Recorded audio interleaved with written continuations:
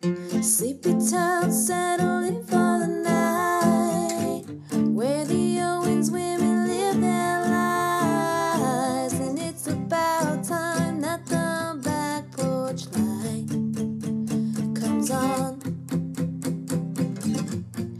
at that house down the street,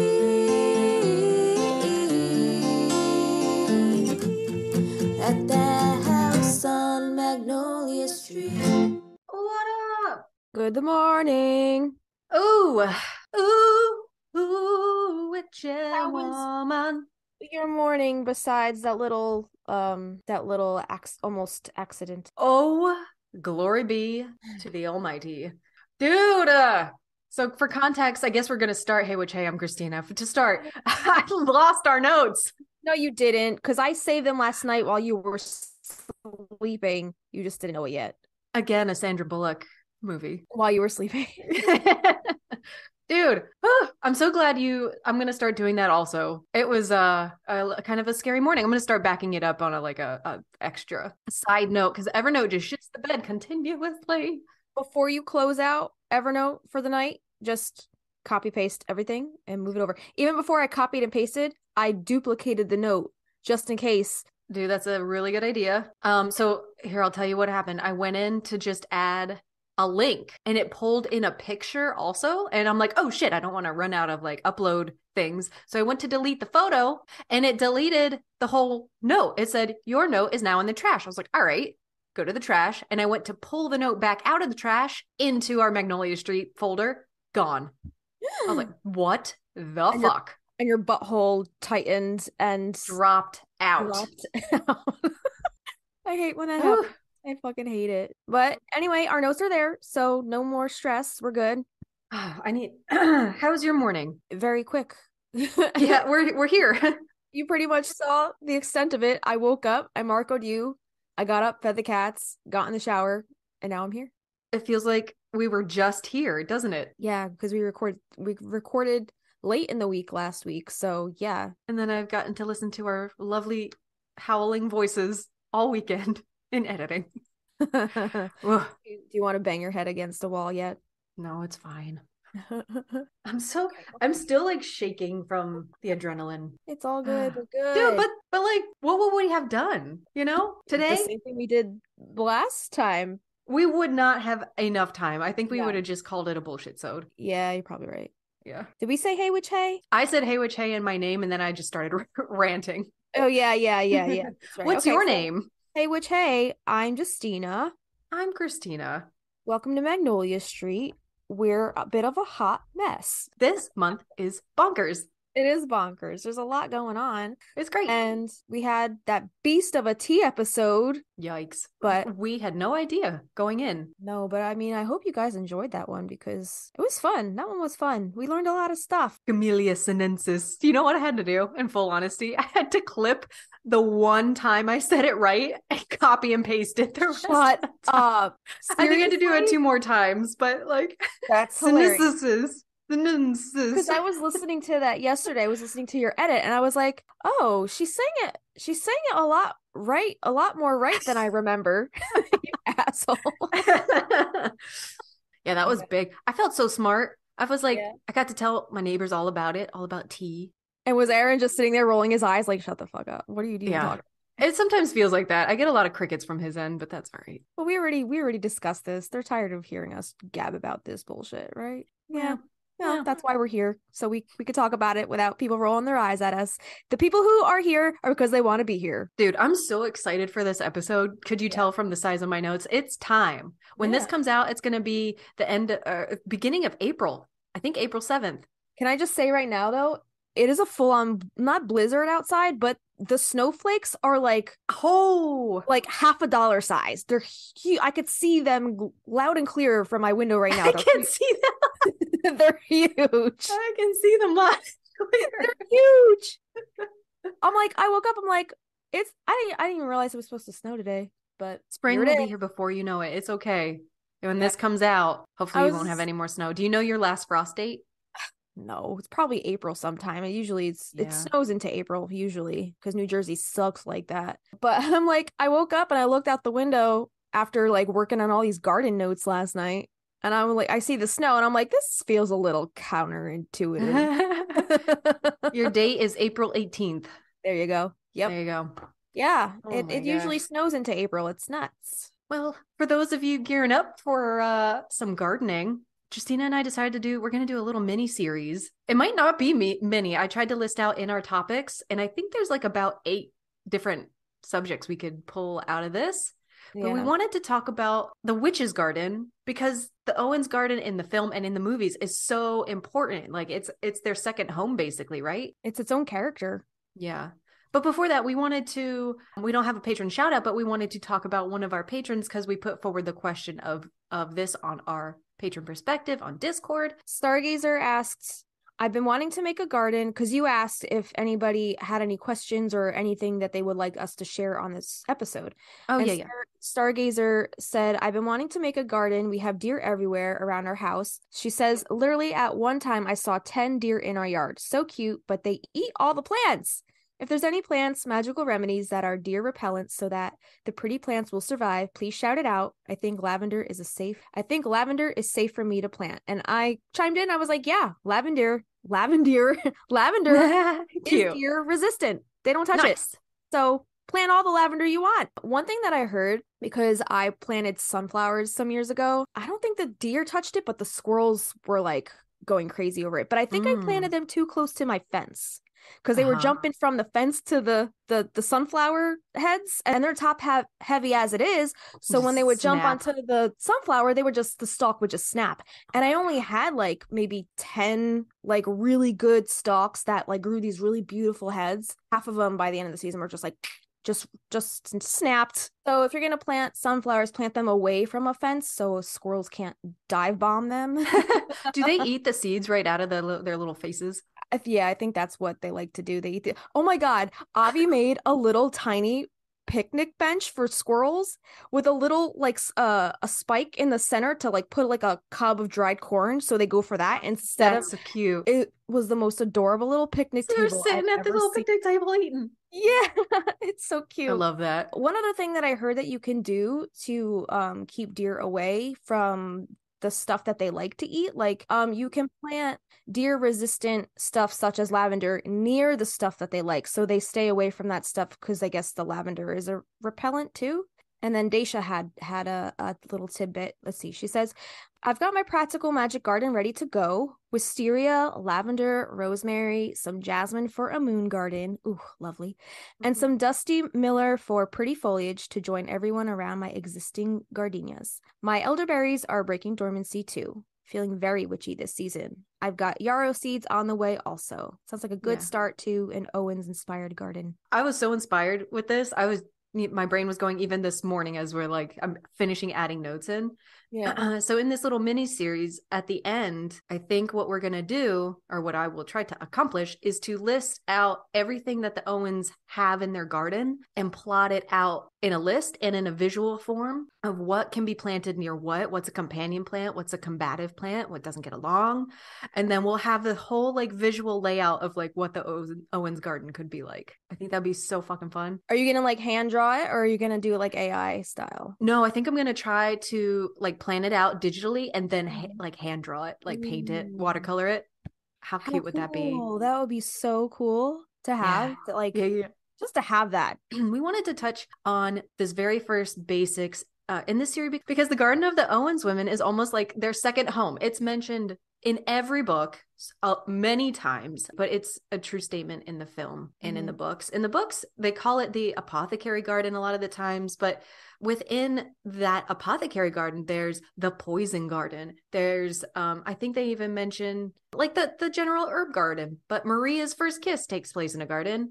It's where the aunts make their black soap, and it's also Jimmy's final resting place. So both the film and the books highlight the special connection that the family has with this garden. So we wanted to include a witch's garden series for you. Maria, wait, who did Maria kiss in the garden? I don't remember that. She kisses not in her like herbal garden, but in one of the gardens in Curacao, she kisses John. Oh, that's right. Out in the garden. See, when you said that, I was thinking of like Hannah's garden, like the very first garden. I was like, I don't remember that. But yeah, her and John kissing that garden. You know what I would have liked to have done, but I didn't have time, was go through the scripts that we were sent and see if there was any descriptions of the garden in the films through those scripts, but I didn't get a chance. You're right, because we didn't really touch on any of the garden stuff for the film. Like, we have a little header here, like we were gonna write about it, but I think you just wanted to riff on it. We'll just talk about it loosely. Oh, like, yeah. we don't really have any notes on it. We only really see, if we're honest, we only really see the garden a few times in the film, like them actually working in the garden. Right. So I feel like it has much more presence in the book, or books rather, but you still get that feel, like, even though we only see them working in the garden a couple times in the film, like, we know that they use that garden for everything that they create, even down to Sally's apothecary shop. Like, she uses all her herbs and all the stuff from her garden to make all of her lotions and potions and all the stuff she sells in her apothecary shop. It's literally the length of the house itself, from the front porch to those back kitchen stairs. That thing is massive. And I was telling Justina earlier that I was going to try and measure it. There's like an online AI measurer you can use to see how big this freaking garden is. And I was even thinking, okay, maybe if I look at the scene where Sally gets up and starts running to Michael, she starts walking. I'm like, how many steps does she take? How many feet is that? Oh my God. I love this garden. I love the style. I love how the white picket fence is so charming and just really, really quaint. Even though they only work in it in a couple scenes, it's in almost every exterior shot that they have of the house, except for that dead straight on shot of like the girls walking up to the door. Yeah. Like, they always try to get all that foliage, because I think being a practitioner, a pagan, a witch connects you innately to nature in some way. So I really have been inspired by this garden my whole life. And you're creating it even now on your own property. Like, you're bringing that to life now. And that's I'm really really trying to make my own Owens garden. You are so lucky to have that acreage, girl. Like, I wish I had that acreage. I'm in the suburbs, so I only have our allotted amount of space on our little plot of land, and our neighbors are very close. Yeah. So, but maybe we'll go over how to create something like that on a budget or in a small urban space, suburban space. Yeah, I do mention some things later on, because like, I've had to adapt to the space, but also it's using what you have and really learning how to make the most of the land that you have around you. And if you have no land, like people that live in the cities that only have one little terrace, like, you could do really beautiful things on that too. Doesn't matter the size of the space. It matters like what you put into the space. Exactly. So we'll get into all of that. We will. Yeah. And repurposing, we'll talk. I don't know if I wrote it down, but I definitely want to talk about the themes that you can put into your garden. And I did not write down an Owens theme. So when we get there, we'll just riff on that too. But in the film, I want to say, like, the Sally gardener and the Jillian gardener. Jillian has these fucking cute clothes through the whole movie. I'm such a Sally gardener. I'm out there in like bike shorts and my boots and a tank top. I want to be so cute, but there's no reason, there's no way I could pull it off. Right. I really love putting on my sundress. That's why I love putting on a sundress and a straw hat, putting my hair in my little braids, and just getting in there, even like barefoot. Half the time I don't even have shoes on. I just let my feet sit in the earth while I'm doing my thing in there. So yeah. And then adjacent to this is going to be a whole nother thing. Adjacent to their garden is their greenhouse. And we're going to do a whole thing on that. So I don't think we'll even touch on that today, but I'm so invested and curious on what we can find on their greenhouse and what we can share with the listeners about, like, if they're interested in even doing like a hundredth, a tenth of that scale, what you're able to grow inside. Yeah, I think I put a couple greenhouse book mentions in here. Awesome. So, we could save those if you want, or we can read them. I don't care what we do, but they're there, so we can touch on those if you want to. And then, do you want to do a whole actual episode on the greenhouse, you said? Oh, for sure. Yeah. Their greenhouse too. Yeah. So the greenhouse in the book, would that be the conservatory that's off of the house in the movie? I believe so, yes. Because in the book, they make it sound like it's a separate like shed, like kind of away from the house, right? Yeah. But this garden is absolutely stunning. It was Roman and Williams. What are their names? Robin and Steven from Roman and Williams. They were the set designers, and they're on Instagram, by the way. So start tagging them and all this stuff, because I would die if I could talk Yeah. to them about this. Yeah. And they were a part of the construction, and we did a whole Owens house episode. If you want to know more about the style, the aesthetic, you can go listen to episode number 4 about the Owens house. Yeah. Yeah. But they said that all of the plants were fake. Silk, right? Silk flowers and stuff. That's Silk amazing. flowers. Was there any real? Do you know if there's any real stuff? Because Griffin Dunn said that they had a greenhouse for their greenhouse. So I was thinking maybe the stuff in the greenhouse was real. We don't know. Yeah, we don't know the extent of it, but it'd be cool to talk to somebody someday who had a hand in the set design for the garden. I'm just looking at the pictures online and my brain went immediately to, okay, we're going to talk about like garden placement as far as like the sun position. And I'm like, okay, wait, if the sun is setting over there, where did they put their garden? I'm hoping that they put it in the right place, but it's so freaking beautiful. Yeah, because if we talk about that little thing that we said on the blooper episode, the Goofs and Trivia episode, how the sun would set in the opposite, it wouldn't be setting on the water if it was on the East Coast, right? Right.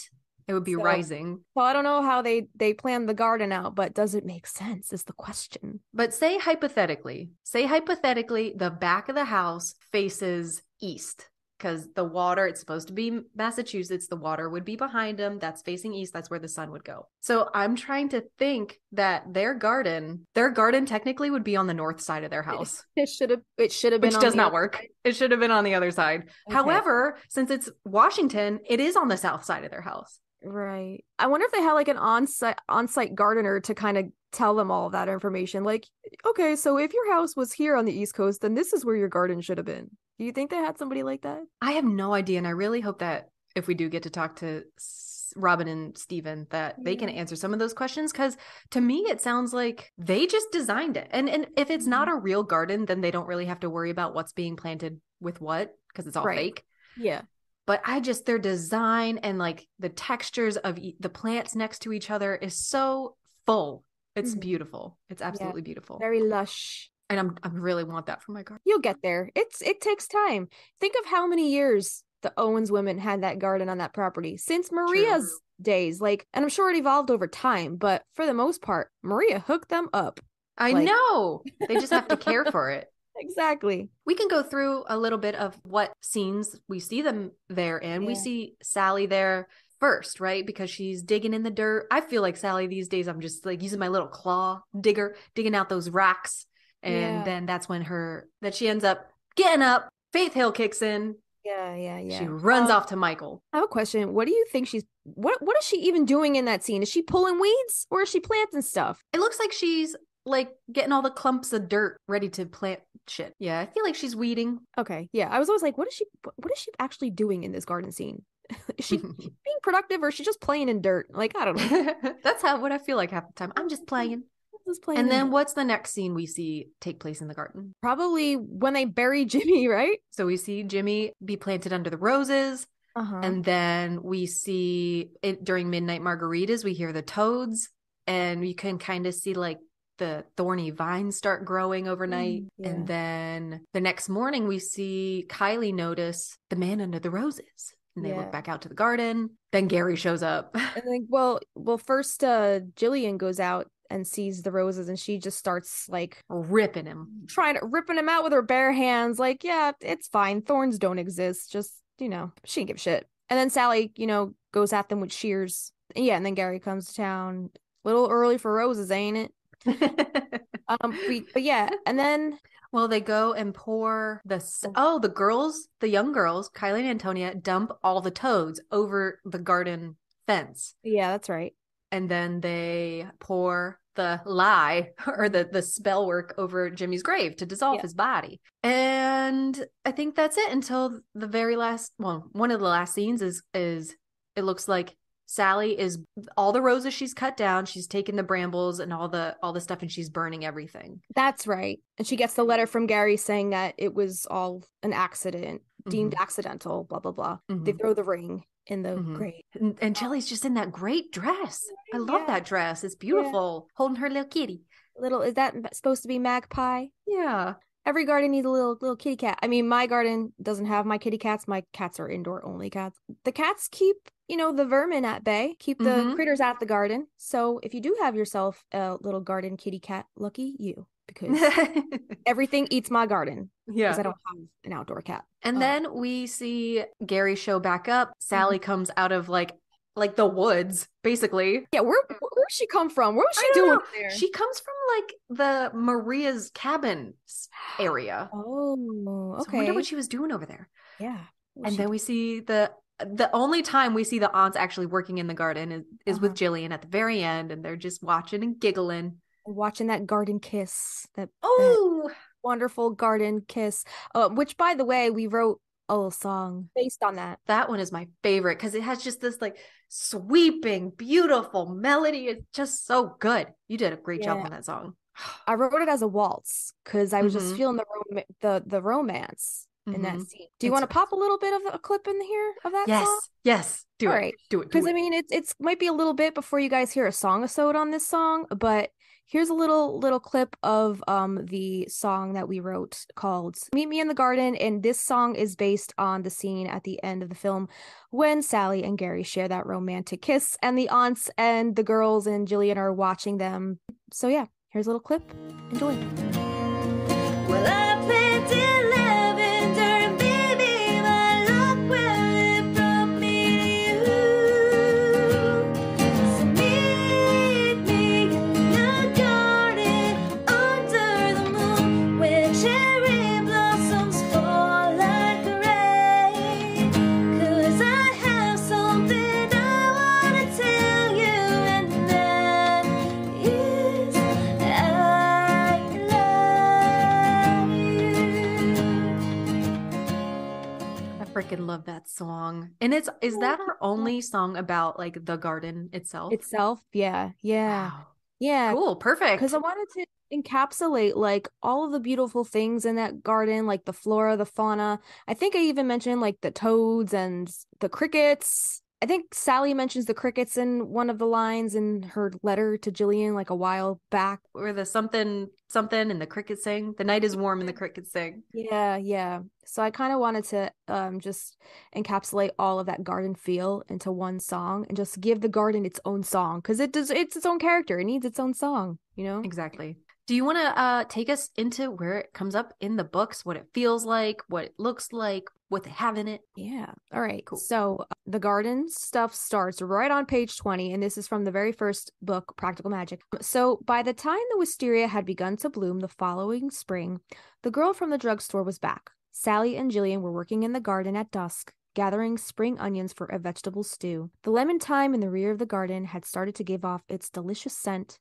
as it always did at this time of the year. The rosemary was less chalky and brittle. The season was so damp that the mosquitoes were out in full force, and Jillian was hitting the bugs that had settled on her skin. Sally had to tug on her sleeve to get her to notice who it was coming up the blue stone path. Yeah, on page 21, the aunts had nailed the skull of a horse to the fence to keep away neighborhood children with a taste for strawberries and mint. This I loved growing up that I found for my garden.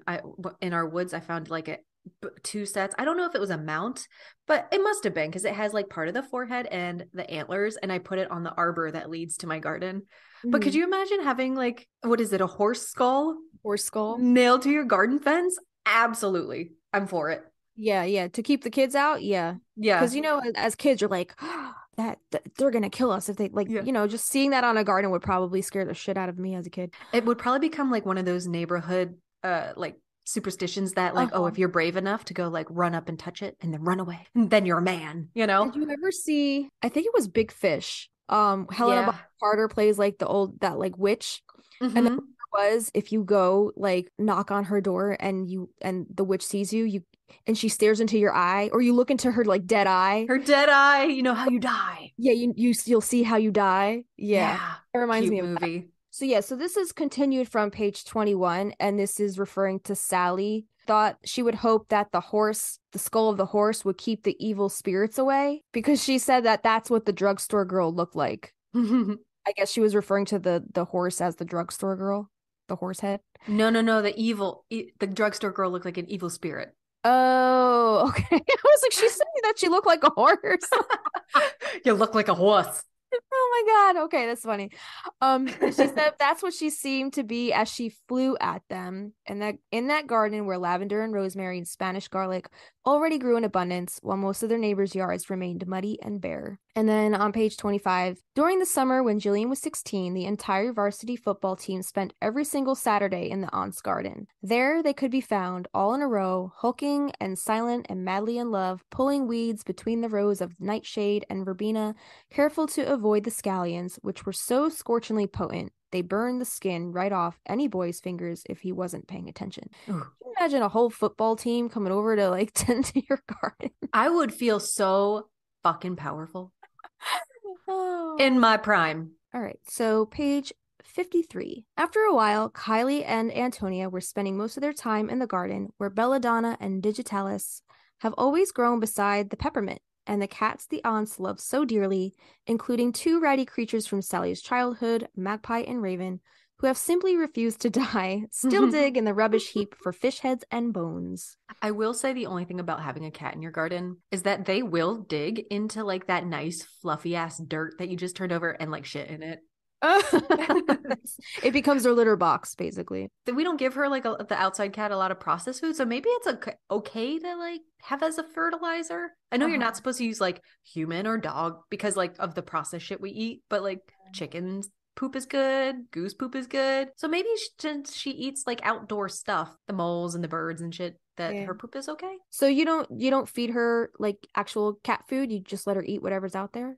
We'll give her like a little kibble at night, but just like a little half cup. A little outdoor. Okay, so just negate everything I said.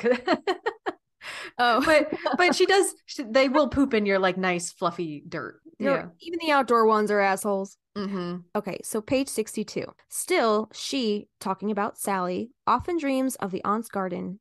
In the farthest corner, there was lemon verbena, lemon thyme, and lemon balm. Can I just say, I love all of the lemon herbs. I just think they smell so good, and they're so like good to use in like chicken dishes and stews. Oh, so good, so good.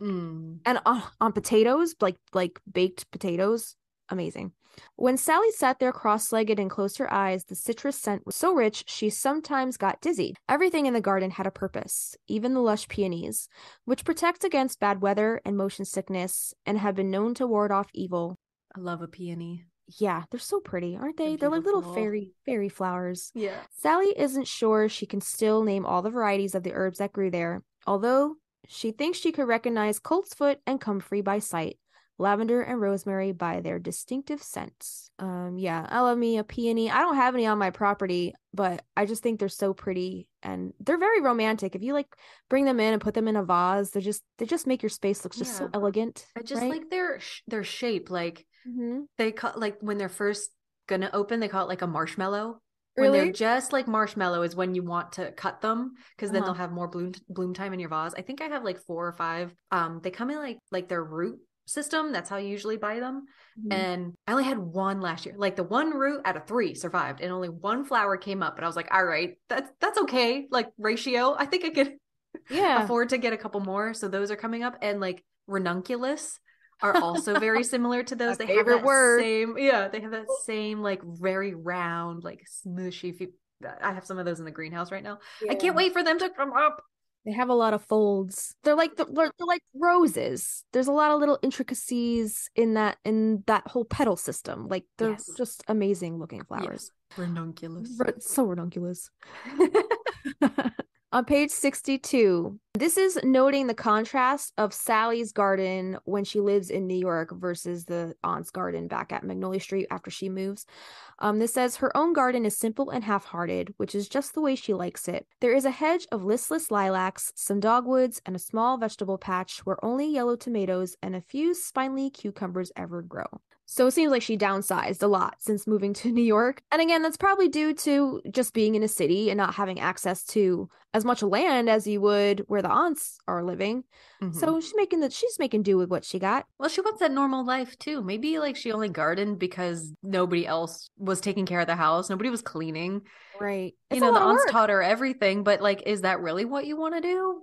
Yeah. You know? It's a lot of work. Tending a garden is a full-time job in and of itself. Totally. You know, sometimes you got to get up at the ass crack of dawn to spray shit before the bugs, bugs get to them. We had to do that with my roses last year because the aphids on the side of the house are horrible. You know what likes aphids? Ladybugs. Ladybugs? Ladybugs love, and you can buy them off of Amazon. You can buy ladybugs off of Amazon, stick them in your garden, they'll take care of the aphids. What? Yeah, man. So wait, the ladybugs don't munch your rose leaves then? They just eat the aphids? Mm-hmm. All right, good to know. I've never tried buying them off of Amazon, but I've heard. Okay. Yeah. Good to know. I had no idea. But yeah, I guess that makes sense. Like circle of life. Circle of life. It is a full-time job. There have been multiple occasions where I have forgotten to turn like the heater off or open the doors of the greenhouse, and I have to call or text my neighbors. I was like, it's like 105 in there. Could you please go open that? Or like you forget to water something, you know? So I just utilize, I don't think we put this in here, but if you can get like a little drip system, I recommend it. If you can get that drip system on a timer, recommended. They even sell like wireless Wi-Fi timers. Yeah. Where you could set that shit off from anywhere. They make it way easier now. Definitely. Yeah. Especially in those like harder to reach patches if like the hose doesn't extend as far as, you know, that little patch is. Because our lavender and our sunflowers, when we had them over there, it's hard to get to with a hose. So it would be so convenient to have some kind of drip system over there. We don't have one. We still have to drag the hose over there but it's a pain in the ass. So something like that would be so helpful. I even think you save on water because like there's less water that evaporates because it's not sitting on top. It slowly drains into the soil, keeping the soil down. Let's go back to the books. We don't have to talk about this right now. I love this shit. We could get so carried away talk about the shit. So on page 143, it says, of course, bad fortune should be avoided whenever possible, and Maria was always prudent when it came to matters of luck. She planted fruit trees in the dark of the moon, and some of the hardier perennials she tended to continued to sprout among the rows in the aunt's garden. The onions are still so fiery and strong, it's easy to understand why they were thought to be the best cure for dog bites and toothaches. And there's a whole section in the book when they go back to, I guess, like Maria's time. There's like isn't there like a little blip in the book about Maria's whole backstory without going too in depth about it? But there is some stuff about Maria in there. And then on page 144, Maria's garden was never infested with earwigs or mice. When a hurricane struck, every house on Magnolia Street was damaged, except for the one built by the 12 carpenters. Not one of the shutters was blown away, and even the laundry forgotten out on the line stayed in one piece. Not a single stocking was lost. So reading about the earwigs or mice, we had really bad. Have you ever had earwigs? We haven't had an infestation, but that's what it sounds like you've had. They're like those like little pincher bugs. They're disgusting. They're and they move so fast. They're so squirmy. Yeah. And trying to kill one of those, they because they have those hard exoskeletons, so they like you just hear that crunch, and it's it's so ick. This podcast is so sensory. we give it all to you. But we had I guess you could call it an infestation probably back when the summer of that pandemic, we kind of like doubled down on the gardening because that's all we really had, to do. There was really nothing else to do. So it was the first year we really had our garden and our herbs like kind of like on our back porch, and the earwigs, I guess, were attracted to that because like all this new fresh vegetation up on the deck for them. Nice. In the morning there would just be like tons of like earwigs surrounding our garden bed. Like, what did you do about them? Avi, I guess he saw somewhere that if you put like some oil or something in, like we were using the little empty cat food cans and just setting little traps around the base of the plants, they would, I guess, be attracted to the oil, go in there and just oil, like olive or essential oil? Olive oil. They would go in there and just drown in the oil. So we would set them at night because they would come out at night when like all the moisture would increase. And then in the morning we would like find like the traps just full of dead earwigs. They were so nasty. And it even got to the point like they were making their way into the house, I guess. Oh my God. Yeah. I remember one night I woke up to go to the bathroom and we had the toilet paper kind of like set on the back of the toilet because we can't put it in. Stop it. We couldn't put it in you already know where this is going. We couldn't put it on the roll because Coraline likes to like fuck with it. So we just like set the roll on the back of the toilet. So I took the roll to get some toilet paper, and it was like, I don't know, 3-4 o'clock in the morning. So it's dark. I feel an earwig. It was sitting inside of the middle of the roller. No. It was sitting in there, and it like, I think it pinched me. And I was like, what the fuck? Oh my God. Yeah. So I was like, we need to fucking take care of this shit. So it was a big thing. And we would also find them like in our shower curtains and our like the towels we would hang to dry. We would have to shake out our towels. I gotta go. Yikes. We would have to shake out our towels just to make sure there were no earwigs in them, because they would hide in there because they were damp. Because we would set the towels out to dry after we showered. They would just sit in there. You know what else likes to do that? What? Scorpions. Oh, that's a California problem. We don't have that problem here, thank God. Disgusting. I don't think I could live out west because of that. Yeah. Like in your bath towel? You're so vulnerable. Yeah. That's like a big fuck you. Dude. Like, I'm gonna fuck your shit. Yeah. We have like a small like bathroom in the garage, and I went in there because we had a bonfire outside, and I ran into the bathroom and it's like not well kept. It's good enough, but I sat 2 separate times. I went to sit down and I lifted the lid, and a spider crawled out from underneath the toilet seat. And then the second time I checked. I looked all around. I was already sitting. I was done, and I pulled the toilet paper like just a little bit, and it crawled out from inside the tube and around the top of the toilet paper thing. I lost my shit. Shut the fuck. That is literally my worst fear. If not an earwig, a fucking spider. No. That's a huge fear of like a bug crawling up my butt while I'm on the toilet. Yeah. Not just 100%. Me? Okay, good. No, I did. That's a legitimate fear. Especially at nighttime when it's dark and you're not seeing like where you're peeing. Like anything could be hiding under that lid. You're so right. Because for a long time, I would just like, you go to the bathroom with the lights off. But then I was like, what if there's something under there? So I've been turning the lights on lately. Yeah. I can't do that all the time because our bathroom's right off of the bedroom, and Avi, like, he could see the light. And if I don't want to wake him up because he's so grumpy in the morning. You're living on the edge and taking your life in your own hands. Yeah, I just take a chance every time I have to pee in the middle of the night. Oh my God. Anyway, thanks for bringing that up. Yeah, I just thought I'd, play on your guys' fears just a little bit today. Nasty earwigs. So have fun thinking about that every time you got to get up to the bathroom. All right, so the next mention about gardens, page 165. The air itself had turned lemony. When Kylie closed her eyes, she felt she was in the aunt's garden. If you sat there in the shade during the heat of August and rubbed the lemon thyme between your fingers, the air turned so yellow you'd swear a swarm of bees had gathered above you, even on days when it had done nothing but rain. In that garden, on hot, still days, it was easy to think about possibilities that had never crossed your mind before. It was as if hope had appeared out of nowhere to settle beside you, and it wasn't going anywhere. It wasn't going to desert you now. That's one of my favorite passages in this book. It's beautiful. I love making like a lemon cake, like early, like May. Like that's when you start getting the lemon cake out. That's when the Fae folks start getting a little hungry. I remember last year, like, I think when, like, we had already written all our songs, but we were full on, practical magic, we're going to make this project happen. You messaged me one day. I don't know if you remember this. You were about to make that cake. You bought like a box of lemony cake, and you sent me like a message of the lemony cake. You're like, oh, it's that time. I made that lemon cake.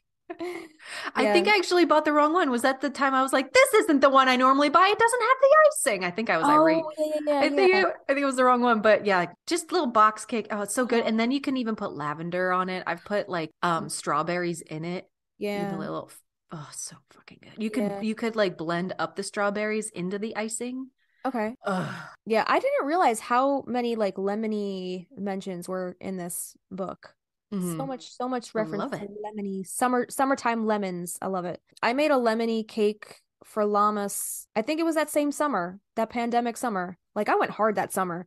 I gardened, I baked, I did all the things, all the domesticated things. I think that was the summer that I felt my most witchiest. I have to be honest. I don't think I've ever felt that witchy since. Wow. Were you still nannying? Yeah.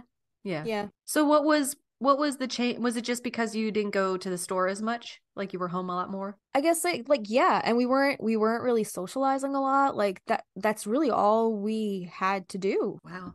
And but That's like we cool. made the best of it, and it was a lot of fun. It was great therapy, just working in the garden, just planting our stuff, watering our stuff. Do you know how therapeutic it is to just stand there with a hose and water your shit? Like I it's love just it. You so see that little rainbow every now and then when like uh-huh. the light hits it just right?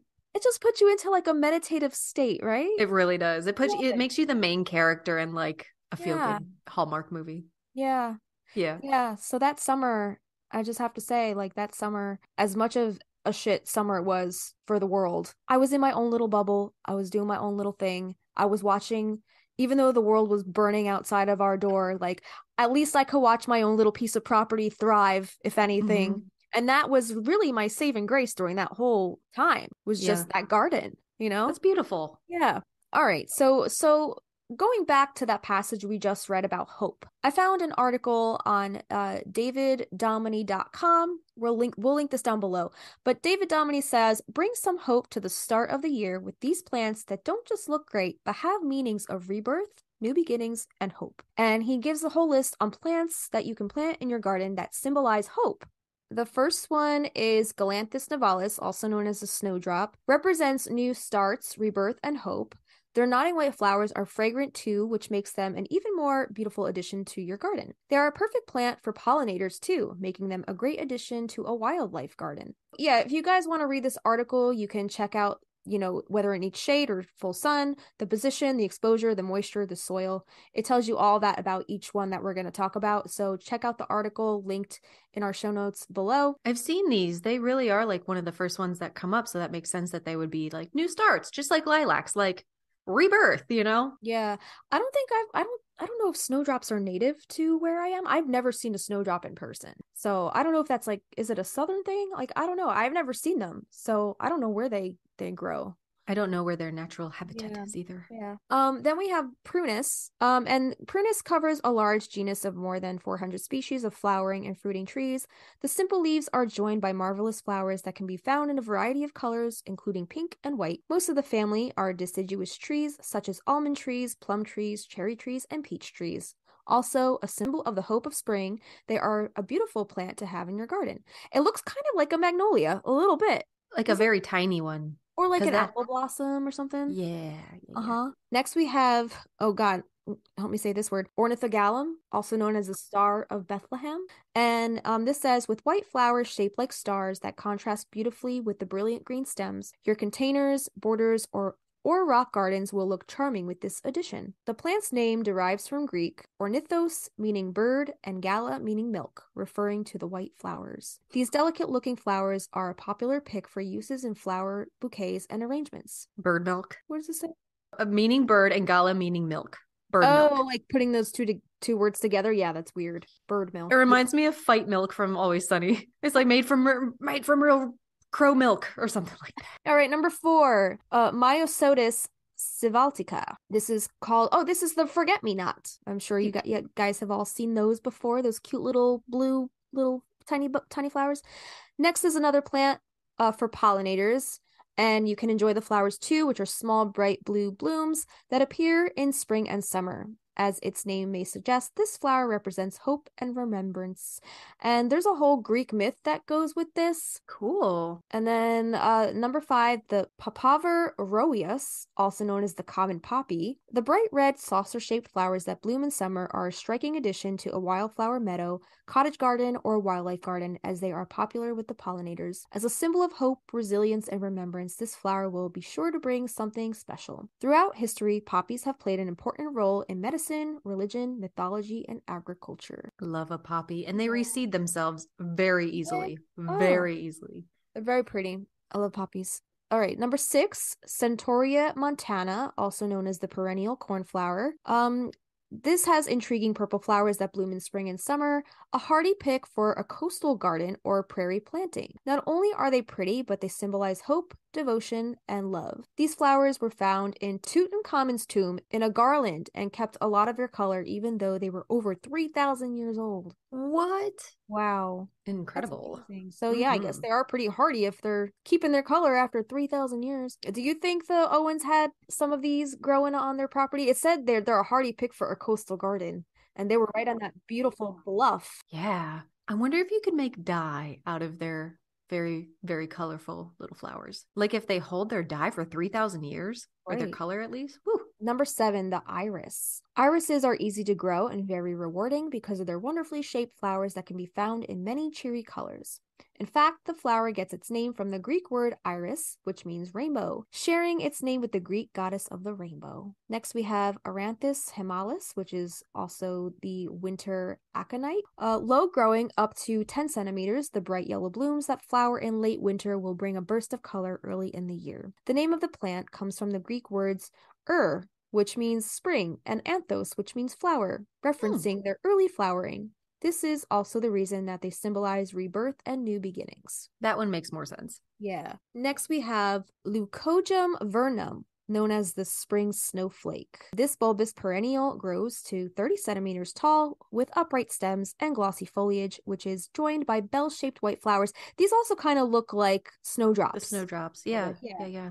Yeah, so plant these bulbs in autumn for spring flowers that symbolize purity and hope. This is the last one. Okay, so next we have the passiflora, also known as the passion flower. And this exotic looking flower of passiflora will add some beauty to a sunny but sheltered spot. A great climber for your garden, but they also have other uses. Passion flowers can also be used in food and beverage flavoring, as well as they have a history of medicinal benefits to help treat anxiety, insomnia, and wounds. And they look very exotic. They're beautiful. Don't they look like something you'd see like on another planet? Like it's like an alien spaceship. I found like a wild vine growing, and I tried to replant it on my property and it didn't take. But I do want to point out that this plant does have like a toxicity in it. I just want to like read this real quick. So blue passion flower leaves and the unripe fruit contain something that turns into cyanide when it's eaten. Oh geez. Okay. Certain glycosides. It can cause nausea, vomiting in humans and animals. And toxic parts of the plants are bitter and not usually eaten. So poisoning is not common and it's rarely serious. But I've also heard that like picking it, which I didn't know when I picked it, it gave off this weird scent. And apparently even picking it or disturbing it in any way, it will release those glycosides. So was I poisoning myself that day? Who knows? But just be careful with passion flower. Like they're beautiful, but don't eat them. Don't eat them. Right. Dude, that looks poisonous just looking at that. It does. Right? Yeah. That looks like don't come near me or I'll fuck your shit up. It kind of gives me that vibe. I don't think I'd go picking that if I saw it. It's a climber. So it's a vine basically. So if you have like a trellis or like an arbor, I'm sure it'd be beautiful to kind of plant around something like that. So those are just some plants to represent hope, new beginnings, great spring flowers and plants to incorporate into your spring gardens. All right, so moving on to page 196. We're still going with book mentions here. I know we're kind of jumping around a little bit between, book mentions and other things. So page 196. This is when Kylie notices that the lilacs are cut down. It says, "It's so easy to ignore what grows in one's own garden. Look away for too long and anything can turn up.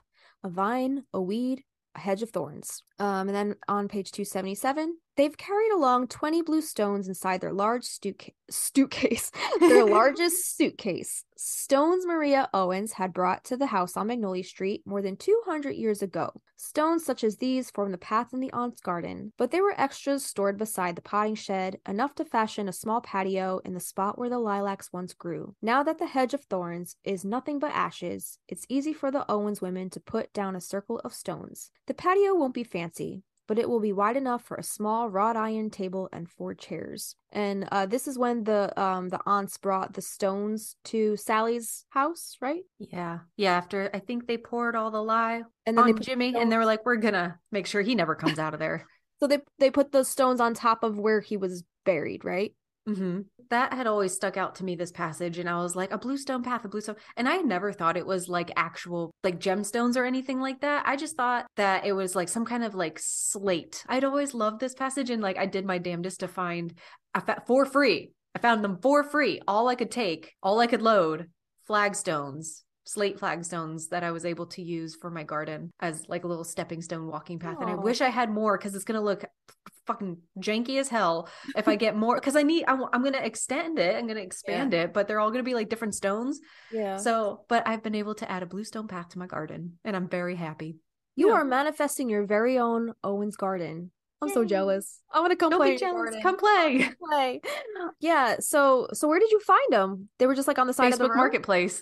Marketplace. Yeah, guys were like redoing a house in town, and they're like, "Yeah, if you load them up, you can take them off for free." I gave them $5 anyway because they, well, no, $10, $5 a piece because they did help me load it. It was a lot. How many did you bring? I think I counted them. I think I had 89 stones altogether. What? Yeah, and you've seen them. They're like, they're pretty big. huge. Yeah. So you lugged all those yourself? You must have gotten a hell of an arm workout. They helped me put them in the truck, but I had to get them all load out them of truck. Yeah. So, and then I got my husband's truck stuck in the grass. I was just like, I can't fucking do anything on my own. God damn it. Quite a workout. Aaron has no problem with me like having that whole side. We have almost 3 acres, the whole side of that house. Like I can do whatever, but I have to do it myself. You know what I mean? He's like, you want to do it? Go for it, man. Oh, he does. So he's not like offering to help. He's like, not usually. Right. No, I have to keep him from mowing. Like sometimes I'm like, no, like stop, like let the bees have their thing. You said he mowed over your lilac plant. Yeah. Asshole. I'm pretty lucky. Like Avi, like he has probably more of a green thumb than I do. His mom could sing to a plant or just blow on it. It would grow. Nice. His mom has the most magical touch with plants and flowers. Wow. Like we brought her a dying echinacea plant, right? And she just breathed her life force onto it and it just came back to life. I'm like, what the fuck? She goes to Lowe's and Home Depot and she goes to the back where they dump the dying plants and she takes them. He brings them back to life. I'm like, oh my God, you're amazing. Whenever I kill something, he usually steps in and he's like, all right, step aside. He does the whole Gary, step aside. Step aside, you. And he brings it back to life because I kill everything. Okay, so page 279. Oh, this is our quote. This is our everybody's favorite quote from the end of the book. It's a little different from the movie, but this says, there are some things, after all, that Sally Owens knows for certain. Always throw spilt salt over your left shoulder. Keep rosemary by your garden gate. Add pepper to your mashed potatoes. Plant roses and lavender for luck. And fall in love whenever you can. And again, best quote ever, right? Dude, did you see my face over here? I'm just like, such a child. Right, yeah. I love that. We'll have to give lavender and rosemary their own episodes.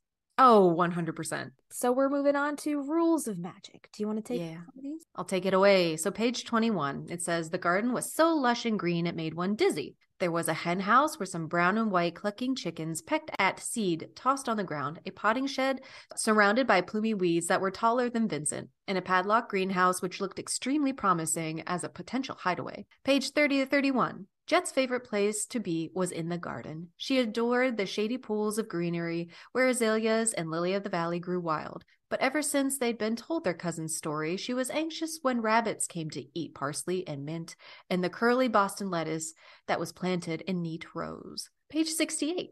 Jet straggled behind. She had felt at home in the garden on Magnolia Street, and even more at home whenever she'd met up with Levi Willard, whose very existence she kept to herself, a secret she hadn't revealed to her brother or sister. Page 202. Franny came in from the garden with a basket of herbs she had just picked, comfrey, mint, and though it was not as often needed these days due to birth control pills, pennyroyal. City Soot had veined the herbs. Wait, what's City Soot? Oh, I was like, is that a new herb? City Soot had veined the herbs' leaves black, so Franny always had to soak them in cold water and vinegar in the big kitchen sink. 2:20, and this is when Vincent goes to visit April. In Santa Cruz, they had dinner outside at a weathered wooden table set beneath a trellis teeming with flowering vines. The pale blooms gave off the bittersweet scent of almonds, reminding Vincent of their aunt's greenhouse. Flowering vines. Doesn't cyanide smell like almonds? Pretty sure. What do those people, what, like the spies when they bite down on the cyanide pills? I think it's cyanide. Oh wait. God, I gotta look that up. What poison smells like almonds? Cyanide! Oh, it's right. Well, what's that plant we were just talking about? The Passion flower? Yes, the passion flower. However, I did not read ahead, but that's where my mind went, was that it was the flowering vine of the passion flower. Yeah. But then he goes on to say, it's so familiar, he said. Oleander. April responded, it's poisonous. So Yeah. also poisonous. Right. Okay. So does oleander have cyanide in it? Because if that smells like almonds, that makes sense. Oleander leaves contain the toxin oleandrin and nerosocide. If a horse ate about 30 dried wilted leaves, it would die within hours. Some Holy plants shit. even release cyanide. Dude, we There you are go. learning. It's the clematis All plant. connected. Oh my God, it's so connected. It's all connected. All right. We're so smart. We're just so putting smart. shit together. She had been inspired by the greenhouse in Isabel's garden and grew herbs that were native to California. As a girl, April couldn't wait to leave home, yet now she favored wildflowers that could be found when traipsing through the woods in Massachusetts. Sunflowers, wild bean, wintergreen, blue flag, used for skin conditions, blue vervain for headaches and fever, cardinal plant appreciated by the native people as a love charm, skullcap for nervous conditions. She asked Regina to give William a tour of the greenhouse so he could see for himself. Vincent stood about to join in, but April caught his eye and gestured for him to stay. She's gonna spill the tea. Mm-hmm. Yeah. Dude, that one blew my mind. The All right. cyanide. Yeah. So 221. Bewildered, Vincent watched the little girl in the greenhouse. She was gathering purple echinacea flowers for William. They had grown almost wild in Aunt Isabel's garden and had been used throughout time as a cure for scarlet fever, malaria, diphtheria, blood poisoning, and the common cold. Regina laughed as William accepted her gift, then bowed. This is page 227. True enough, the yard was thick with them at this time of year, a sea of yellow, and we think that's the daffodils. Jet saw that the garden was far ahead of the rest of the town, the wisteria already blooming, the climbing roses were budding. On page 230, this is talking about the 21st of March, which is Franny's birthday. It was the unluckiest day of the year, and it was also the day to celebrate Ostara, the spring equinox, when eggshells must be scattered in the garden. For new growth and transformation is possible, even for those who consider themselves to be unfortunate. Did you ever do the whole cascarilla thing in your garden?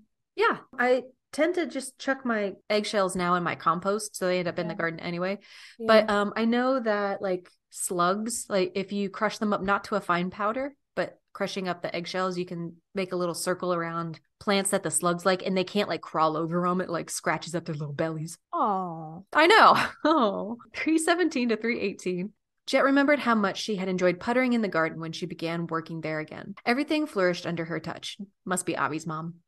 She planted spring onions and mint and cabbages and rue and basil and Spanish garlic. She put in lemon thyme, lemon balm, lemon verbena, foxgloves, and zinnias, making sure to plant rosemary and lavender by the back door, where it had grown when Isabel was there. The Reverend gave her some of his bulbs so she could grow clutches of daffodils and bring her own flowers to the cemetery on her visits. Some were white with orange centers, some were golden, some were buttery yellow. When they bloomed, she cried because she knew another year had gone by and it was all happening so fast. The more dangerous plants were ordered from the Owens farm in Rockport, Maine, and these Jet grew in the greenhouse, still locked with an old iron key.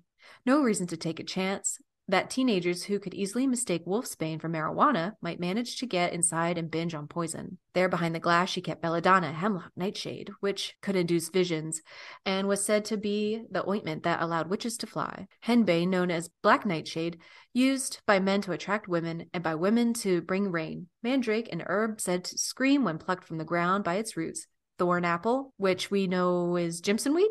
Mm-hmm. Yep. Yeah, we know shit now. Used for we're healing. smart. And breaking hexes, but only in tiny amounts. Otherwise, death might result. Yeah. There were some things that I wanted to talk about in this huge ass paragraph. Yeah, sure. All right. So first of all, I want to know more about this Owens farm in Rockport, Maine, right? Yes. Like who is totally. this side of the family? Who is this? She always like mentions them Yes. like here and there, and I'm just like, my curiosity is piqued. I want to know more about this part of the Owens family. Because they seem to handle all the baneful herbs. Right? And everything comes from that farm, right? Who are these Yeah. people? Yeah, like the belladonna we know comes from that farm. Yeah. Das Carse. That's Cressa. Let's see. I also wanted to touch on the wolfsbane. Dude, wolfsbane? Don't fuck with wolfsbane. You could like die just from brushing up against it. I want to look up what it looks like. It's got like bright purple flowers. Ooh, that's so pretty. It's very pretty, and it's very enticing to touch, but it will fucking kill you. Oh, that's There's really good to know. Yeah, there's an article about a gardener Oh, monkshood. Yeah. in, I don't know, England, maybe somewhere. A gardener was tending to a garden and brushed up against it and died. You know the kingdom, phylum, class, order, family, genus, species? Guess what order it's in? What? Ranunculales. Ranunculilas. Ranunculilas. Ranunculus. The family is Ranunculaceae. The Ranunculaceae. Dude, I can't wait to do this episode. Wow. It's very Yeah. beautiful. Very dangerous. Yeah. And also, we're gonna do a whole entire episode on thornapple, aka Jimson weed. That'd Yes, be fun ma'am. to deep dive on, I think. Absolutely. Just one more from Rules of Magic. So this is talking about Halen. It says, whenever he came for dinner, he would ask for a salad, since their garden was so marvelous. And of course, Franny always obliged. They went out together at dusk. It always smelled the same here, the green scent of weeds and lilacs and rosemary. They had several rows of lettuce, the best in the Commonwealth. Butterhead, red leaf, Boston, loose leaf, curly oak leaf, red riding hood, and escarole. Escarole. Oh my God. Have you ever had escarole soup? I don't think so. Goodness, it's so good. I think that's what they traditionally put in Italian wedding soup. Oh, Yeah, with like love the white Italian navy wedding soup. beans. Oh my God, it's so freaking good. I kind of make my own rendition of escarole bean Italian wedding soup, but I usually make mine with spinach just because it's just easier to just grab Easier. a bag of spinach. Yeah. But yeah, traditionally I believe it's made with escarole. So good. I feel like, dude, lettuce is like one of the easiest fucking things to grow grow? from seed. Okay. Even if you had a little planter pot, yourself some escarole seeds and just have that. And then keep Yeah. that outside and pick it whenever the hell you want. Good point. We grew some random ass stuff like that pandemic summer. We had like lemongrass, we had scallions, we had a bunch of random stuff that I would never have even thought to have in our garden. Nice. We didn't even make use of most of it. We had a whole ass citronella plant, but it was just fun to kind of like learn about new plants and incorporating those into the space. Sometimes it's just fun to take care of something. Like if it's even just learning about what that plant does not like, even if you don't use it, because that's what makes me feel guilty. Like I have thyme outside. I don't use thyme. Like oregano, I don't really use oregano, but I want to start, but I just don't know anything about it. And I don't know like its flavor profile opposed from putting it in pasta. You know, there's so much other shit you could grow, but just like for the knowledge aspect of growing something, you don't really need to use it, but to have it to know what it likes, to have that in your little knowledge bank. Do you want to make a bomb ass tomato salad? Throw some fresh oregano in there. Yeah. Some salt, some pepper, some oil and vinegar. Oh, fuck yeah. That oregano, fresh oregano. Oh, so good.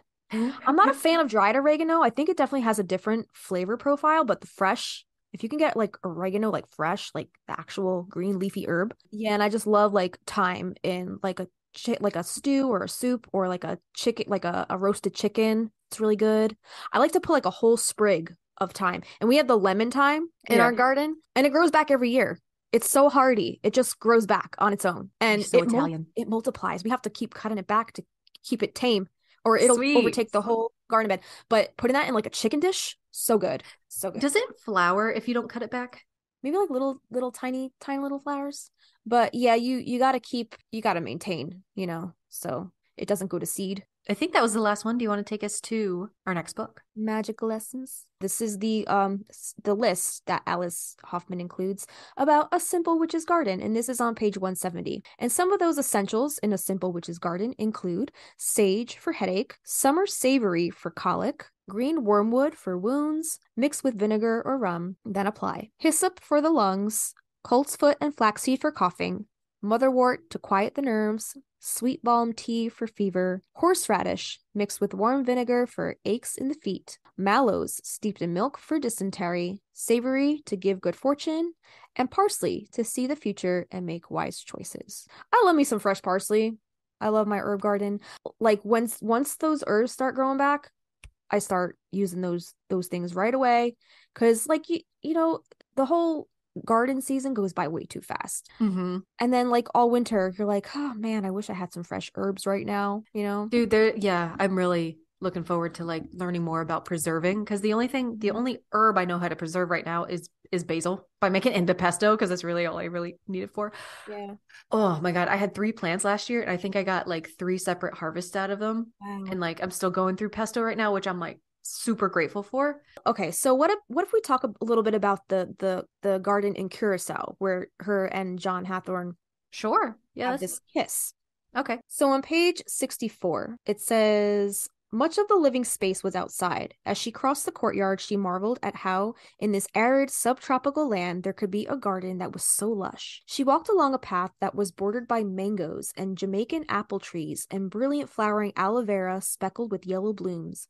It was here she set Caden free. All right, so on page 79, it says Maria told Mrs. Jansen she grew rue in the garden to keep away flies, without mentioning that it also checked lust, something her clients often wanted to feed to their men, along with the tincture of wild lettuce to reduce longings. Page 94. This was the moment when the worlds opened between life and death, the future and the past. She saw a man in the snow who longed for her, and a house ringed by a garden where nightshade and mandrake grew, where the lilacs were so sweet, bees came from all over the country to drink from them. Page 130, Maria made her way up to the path to the garden where she sat in the sunlight, the baby at her breast. Someone had carefully tended the kitchen garden here, planting seedlings of parsley and chervil, summer savory, thyme, sage, and spearmint. The black leaves continued to fall, their shapes forming black hearts in the grass. What is chervil?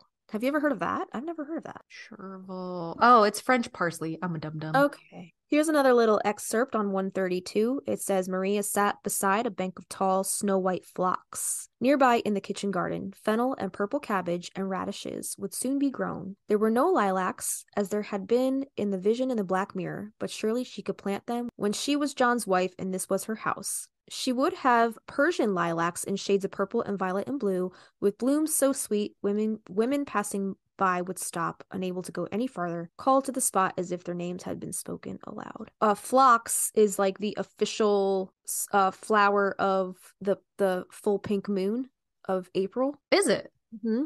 It's so cute. It's such a pretty, like, little creeping flower if you want something like a creeper in your flower beds. It is very beautiful. On page 203, it says, by the morning the magnolia had been planted in Maria's garden, where Samuel Diaz plants.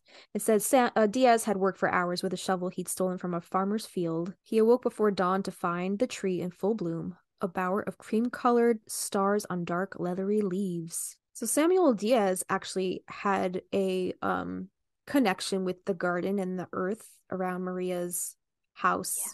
In New York City, right? He wanted to stay there and just tend to his garden. She was like, no, you need to go back out to the ocean, to the sea. It says on page 232, after all, he was about to plant vegetables in the garden, his hands deep in the earth, which at this late date he found to be an unexpected pleasure because he was a man of the sea, and now he's just finding this new connection with the earth after being on water for so long. They're not like middle-aged people. When Maria has Faith, she's 17, 18? Young, yeah. Yeah. So like in the next couple years, on and off her and Samuel, and she's still expecting him to be the person that she first met of wanting to be on the scene. Like how many different like personas or like transitions had you made in just between 18 and 25? You know what I mean? Yeah. So many. Your cellular makeup just naturally changes from decade to decade, right? Like it says something like every 8 to 10 years you regenerate your cells or something like that. Yeah, something like that. Yeah. I've heard 7. Yeah. You become a brand new person over and over again. Yeah, so fuck you, Maria. Let him do what he wants. Let that man live. Did you remember he was born under the sign of water? He's a water sign. He's a water baby. I'm convinced he's a Pisces. Okay, here's one about Faith's garden. Or no, wait, it's Martha Chase. That bitch.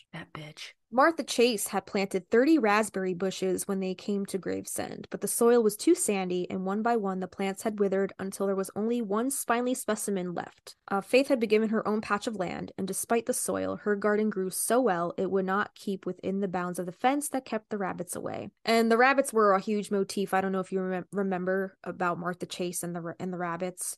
But anyway, it says it was a miracle that Faith's garden was such a marvel. She grew feverfew for health, rose hips and skullcap for healing, lavender for luck. She plucked wild black nightshade to start from seed. Martha spied it snaking out of the ground, its black flowers already in bloom. She saw Faith standing among the blossoms, her dyed hair blue-black in the harsh light, her lips moving as she recited an incantation to Hecate, the ancient goddess of magic, who held power over heaven and earth and sea. So that's interesting. This is like the first time in, I guess, the entire series where we're actually seeing somebody doing a blessing in reference to a god or a goddess or a deity in reference to the garden.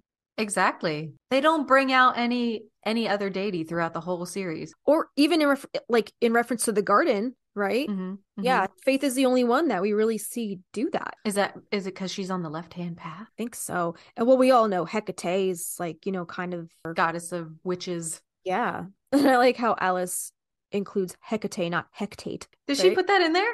No. She says Hecate, but I'm like, it's funny that she put Hecate, not Hectate, like they do in the movie. Yeah. So it continues on 249. It says the daughter of a witch must be carefully watched. Once she planted nightshade, anything might happen. Ooh, I like that. Yeah. Here's a pretty passage. So page 260. She felt something pierce through her as she watched him go out the door and walk across the garden. Hollyhock, lilac, sunflower, lavender, and thyme. There were all the trees he'd brought to her, each rarer than the next. So that's in reference to Samuel Diaz and all the stuff he brought to Maria's garden. And it continues on 261.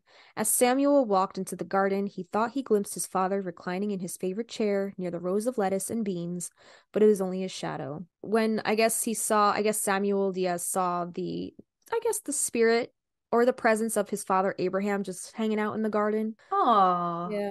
What was gone was gone. The ground was muddy, and the herbs in a neat row turned the air spicy and green. It was a good time of year to plant the tree he'd brought from St. Thomas. Ignored for as long as he'd been there, its roots wrapped in burlap, its leaves still coated with salt. It was not a magnolia, the one genus that might have convinced even the most contrary woman to fall in love, cursed or not. All the same, the roots of the tree of heaven would take hold long after the red flowers fell off and scattered. Okay, this is where tree of heaven is what the lantern flies are attracted to around here. And I think people are starting to eliminate tree of heaven to get rid of the infestation of these lantern flies that are taking over all of our vegetation, and that sucks. Wiping out ecosystems. Does it have some kind of like sap or something, or the nectar of the flower is what they want? It's the base of it's the bark of the tree that they go after. Yeah. So Assholes. They just cling to the bark of trees. They don't really go for like leaves or whatever. They destroy the tree bark. But now they're starting to go after other trees, not just tree of heaven. So they're becoming a real big problem here. Wow. So goddamn you, Samuel Diaz, for bringing over the tree of heaven. It's all your fault. Page 281. Faith put down salt around the garden as she spoke words Hannah had taught Maria to keep unwelcome pests out of the garden. It was a Latin spell, and it sounded otherworldly, spoken here in the flatlands. So I'm wondering what she said to keep those pests out of the garden. But she said put salt around the garden, but doesn't salt, that's not a good thing to put near your garden beds. Salt. You can use Epsom salt. Really? Mm-hmm. It's some people believe it has certain properties that it could amend your soil, or help within your soil. But other people are like, it's not as much as you think. It doesn't help as much as you think. But yeah, Epsom salt. Right. Okay, because I always heard that salt is like not a good thing you want to put near a garden. Mm-hmm. Because that's what Reverend Willard uses, and it kills his whole garden, right? Right. Like he destroyed his entire garden by putting salt down, right? Right. Mm-hmm. Okay, page 304. Her place on earth had been decided. She'd known what it would be before she read the floating word, for it was already in her heart, and the black rose in the garden had grown to be as tall as she. Oh, it says that she could turn a blooming flower black. I guess that was part of her power on the dark path. We're gonna get into how to create a goth garden later. Ooh. And I'm fucking stoked. Page 314. Before they gone to bed, Faith had whispered she would leave something for Elizabeth that might be useful in the rear of the garden. She'd kept her word. There between the neat rows of rosemary and cabbages was an amulet for Elizabeth to wear close to her heart. Inside the velvet pouch was powdered vervain, used in dark acts of magic, and a slip of black rope tied into knots to protect her 3 times. Page 318. The tree of heaven was blooming with the last of its red flowers when Maria set to work in the herb garden that day. She had been attempting to grow mampiritu, an herb from Curacao that was accustomed to warmer climates. It was a very stubborn herb. She had tried lighting a fire near it to warm its roots to no avail. Perhaps she should rid the garden of the herb, for it made her think of Samuel Diaz, even when she didn't wish to, and she was glad to be interrupted when Catherine Durant arrived at the gate. All right, so page 385. In the garden, there grew lily, rue, and arnica, along with fiery onions that could cure dog bites and toothaches. All right. So we'll scoot over to the last book. It's called Book of Magic. And on page 6, it says, Jillian lived in Cambridge, quite near to the girls, where she worked in the lab at MIT. So it was only Sally, now a widow, who still resided with her aunts in that big tilted house with the black shutters on Magnolia Street, where a fierce iron fence circled an enormous parcel of land that gardeners in town all envied. For it was here that the first daffodils pushed through the earth and where herbs grew between patches of ice in March, a month before they appeared anywhere else. Already the bramble of blackberries along the gate was beginning to green, and the lilacs, which would bloom in shades of violet and deep purple and white, were filling in with flat heart-shaped leaves. So the curse had ruined Sally's life, and she had decided not to reveal the Owens' fate to her daughters. They knew bits, of course, and there was a scrim of magic over the house on Magnolia Street. The famous garden, the dangerous plants locked away in the greenhouse, the sparrow that arrived at midsummer. Still, the word witchery was never spoken aloud. And page 45. The time had nearly come. Jet would never know the end of Kylie's story. Her darling great niece, who had been such a charming, awkward child, who loved to work in the garden and get dirty, who borrowed Jet's novels and sprawled out on the window seat below Maria Owens's portrait to read Wide Sargasso Sea and Jane Eyre. I believe Stevie Nicks has a song about the Wide Sargasso Sea. I think you're right. Page 50 to 51. They went into the garden. There were the old wicker chairs near the herb garden.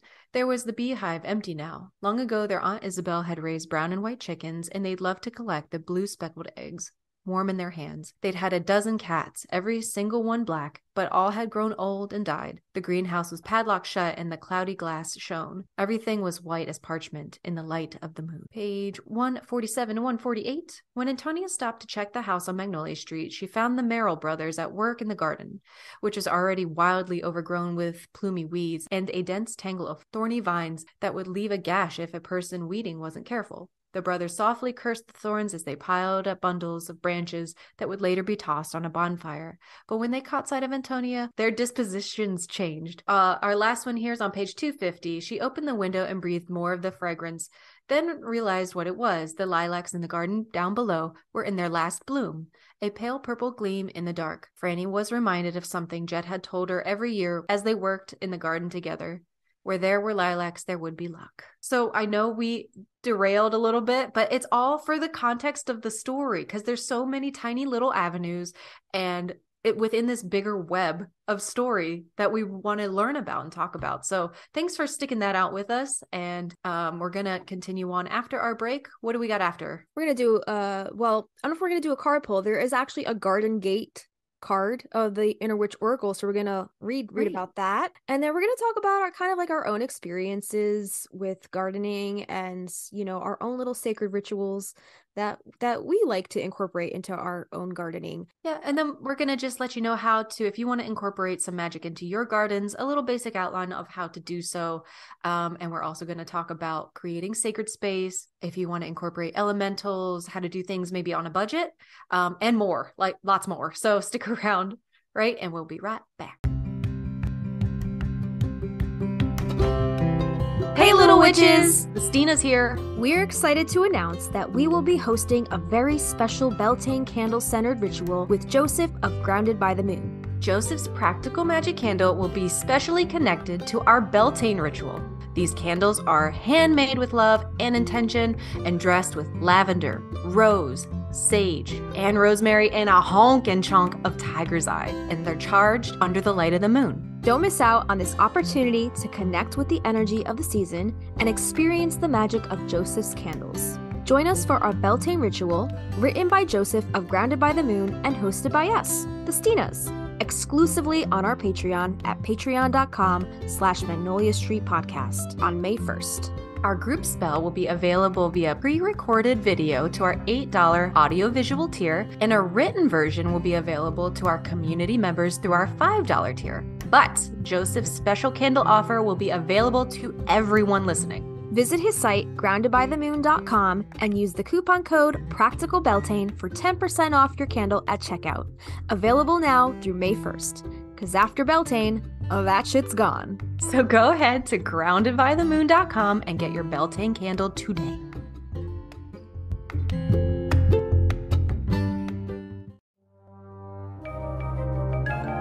You're listening to Magnolia Street Podcast. I'm going to get out my garden gate card. I'm not even going to bother shuffling because there's an actual garden gate card. Actually, let me just... Card in the yard. All right, so here's what the card looks like. It's really cute. It's a little arbor with little flowers, and the keyword is possibilities. Also, the unknown and growth. So it says, step through the gates into the garden of possibilities and magic. Welcome all of the unlimited possibilities into your life. It is time that you take that step and that leap of faith. Go forth without concern or worry. Walk this new path before you with wonder and openness. The garden is a sacred and magical place to witches. A lot of time and energy is spent here. Once you walk through your garden gate, you enter a new energy space, flowing with possibilities, growth, and most of all, magic. This card is also a reminder to take the time and tend to your own garden before worrying about others. And the mantra on the bottom of this card is, I welcome possibilities as I step into the unknown. And it's cute. You could see the little bluestone path on here too. Oh, I love that. This card just like screams summertime. Look how just lush vine growing on that arbor. And that was the Garden Gate card from the Inner Witch Oracle deck by Grounded by the Moon. It always has something valuable to add to all of these episodes. It's perfect every time. And like their Owens garden, they have a little tiny gate toward the backside where Jimmy's buried, but at the front they do have a big arbor like that, which I think is really pretty. But then their whole house is surrounded by that wrought iron. At least the front portion, they have like a little wrought iron gate. Or is it a picket? Is it picket? In the movie, was it? I think it was a picket fence, right? Okay. In the book, it's wrought iron. Yeah, you're right. So they have a gate within a gate. They got a fence within a fence. They got gates on gates on gates on gates. Gates on gates. It's a lot of simoleons in the Sims world. The garden that you built in your Sims world, you made a lot of Sims videos. I know. What a loser. I know. Thanks. Dude, I want to do more. It's just like time and is it wanted? Like, do people want to see stuff like that and be immersed in like the Owens world that way? Who knows? So you guys got to let me know because if not, it's not going to happen. Can we post the link to your Owens garden on your Sims world in our hero page? I don't know if I did like an actual garden one. Or if it was just like a playthrough, because I know I have one. It's like Kylie and Antonia's birthday, and it's like in the garden. So cute. They age up. So cute. I'll just list the whole playlist. I'm sure it's so time consuming, but I would not mind if you did more of those. Just saying. Oh, thanks. So we're gonna talk a little bit about our own experiences in our own gardens. I guess the little rituals and traditions that we've incorporated into our own gardening practice. Yeah, absolutely. And I really wanted to hear yours because like I only know what I know, right? From my own opinion and my own experience. And until I moved here, I didn't know shit. Like I didn't know anything. And I'm like, why isn't this growing? Like it's not the right time. You're not using the right soil. And it wasn't until I moved here with the neighbors that I have are so into like permaculture and natural growing and like really knowing your seasons and wild foraging that it was so inspiring. But like I myself, like so many others, I'm sure have just dreamed about having that Owens style garden or greenhouse. And then, like I said, when we finally moved to where I am now, this home in South Carolina, my big project, my big view finally got its footing because I had a tiny little raised bed in the past or some potting plants on the windowsill, which inevitably the cats knock over. I think it was more for the aesthetic because, you know, I had like basil in the window. I never got around to making that pesto. I had all of the witchy herbs, the thyme, the lavender, the sage, all that stuff. And I had never used it. And I think it just was not the right timing. And it was like, you just wait, you're going to have this big magical property that you can start investing your time in. So I've been steadily trying to turn this acreage into like a magical witch's garden. Very, very Owens inspired. I mean, as much so I can do with the money I have. And it was just this year that I finally got like I'll say it's my dream greenhouse because that's what I can afford, but to like the Owens greenhouse is like a dream greenhouse. Yeah. But this greenhouse is like 8 feet by 12 feet. I know nothing about greenhouse gardening. I'm learning. I'll put this right here, like as a disclaimer, those of you who are toying with the idea of starting any gardening or keeping any indoor plants, like I'm going to tell you that you're going to kill plants along the way, and it's okay, right? Mhm. It's okay. Yep. They understand. Like I take it very personally, but it's all right. Justina and I joke all the time about how I can't keep lavender alive. And I've had 7 attempts so far. And finally, attempt number 8. I was like, I'm not giving up. Attempt number 8 is sitting pretty outside on the southernmost corner of my house. It's about 4 weeks old and it's still alive and it has a blossom on it. And dude, we've had like slam and rain the past couple days. So hopefully it's all right. Yeah. No, it'll be fine. I noticed that when I water the lavender, it dies. When nature waters the lavender, it's fine. It's okay. I don't know how it works like that, but that's just how I told you, the lavender that I have planted over on the front part of my property, that part, the hose can't reach very well. And that's where I had my sunflowers. But like sunflowers are annuals. You have to plant those year after year after year. And I mean, I think so is lavender. I don't think lavender is a perennial. I think you also have to. I think it's a perennial. Is it?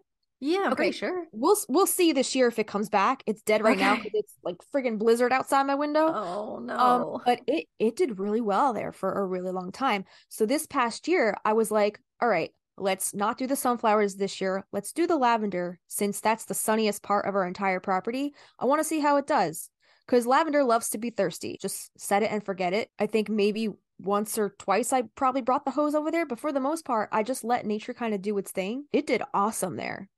I definitely did just what you said. Like at first I would like bring the plant home and put it like in a pot. Maybe I would clip the flowers off of it to use. And like, I think that's what was killing it. I brought the plant home. I stuck that shit in the ground and I said, I'm not looking at you. I'm not paying attention to you.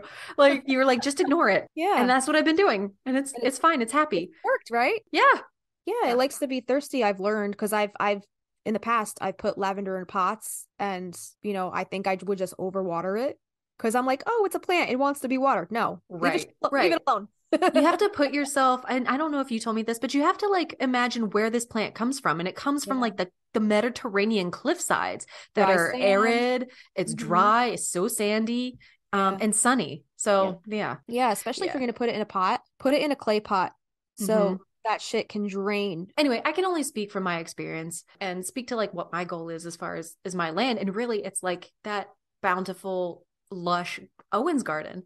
But like whatever your reasoning is, listeners, is for wanting to start like cultivating, nurturing and growing plants, decorative or edible, doesn't matter. We are going to have a few tips to help you incorporate some magic into your project. Before we even start talking about like witches gardens, I want to encourage you to take some time to learn and sit with nature. Like observing and learning from the natural world is like it's powerful and calming at the same time, which is a rare combination of feelings. There's something magical about the way people can connect with plant culture. I know that I'm not one of them, but there are just people who can innately sense what that plant needs just by fucking walking by it. Not me. Also, there's also those people that are like, before you harvest the plant, ask it if it wants to be harvested and then wait for its answer. I'm not one of those people. I'm sorry. Like, I'm like, oh, I need some parsley from a garden. Gonna go get some parsley. Like, I need some sage. I'm gonna go get some sage. Like, I have a connection with the trees and the plants around my property. And like, I respect trees. Like, I hate seeing trees get cut down. It hurts me. It hurts my soul. You and Ron Jeremy. What is me and Ron Jeremy?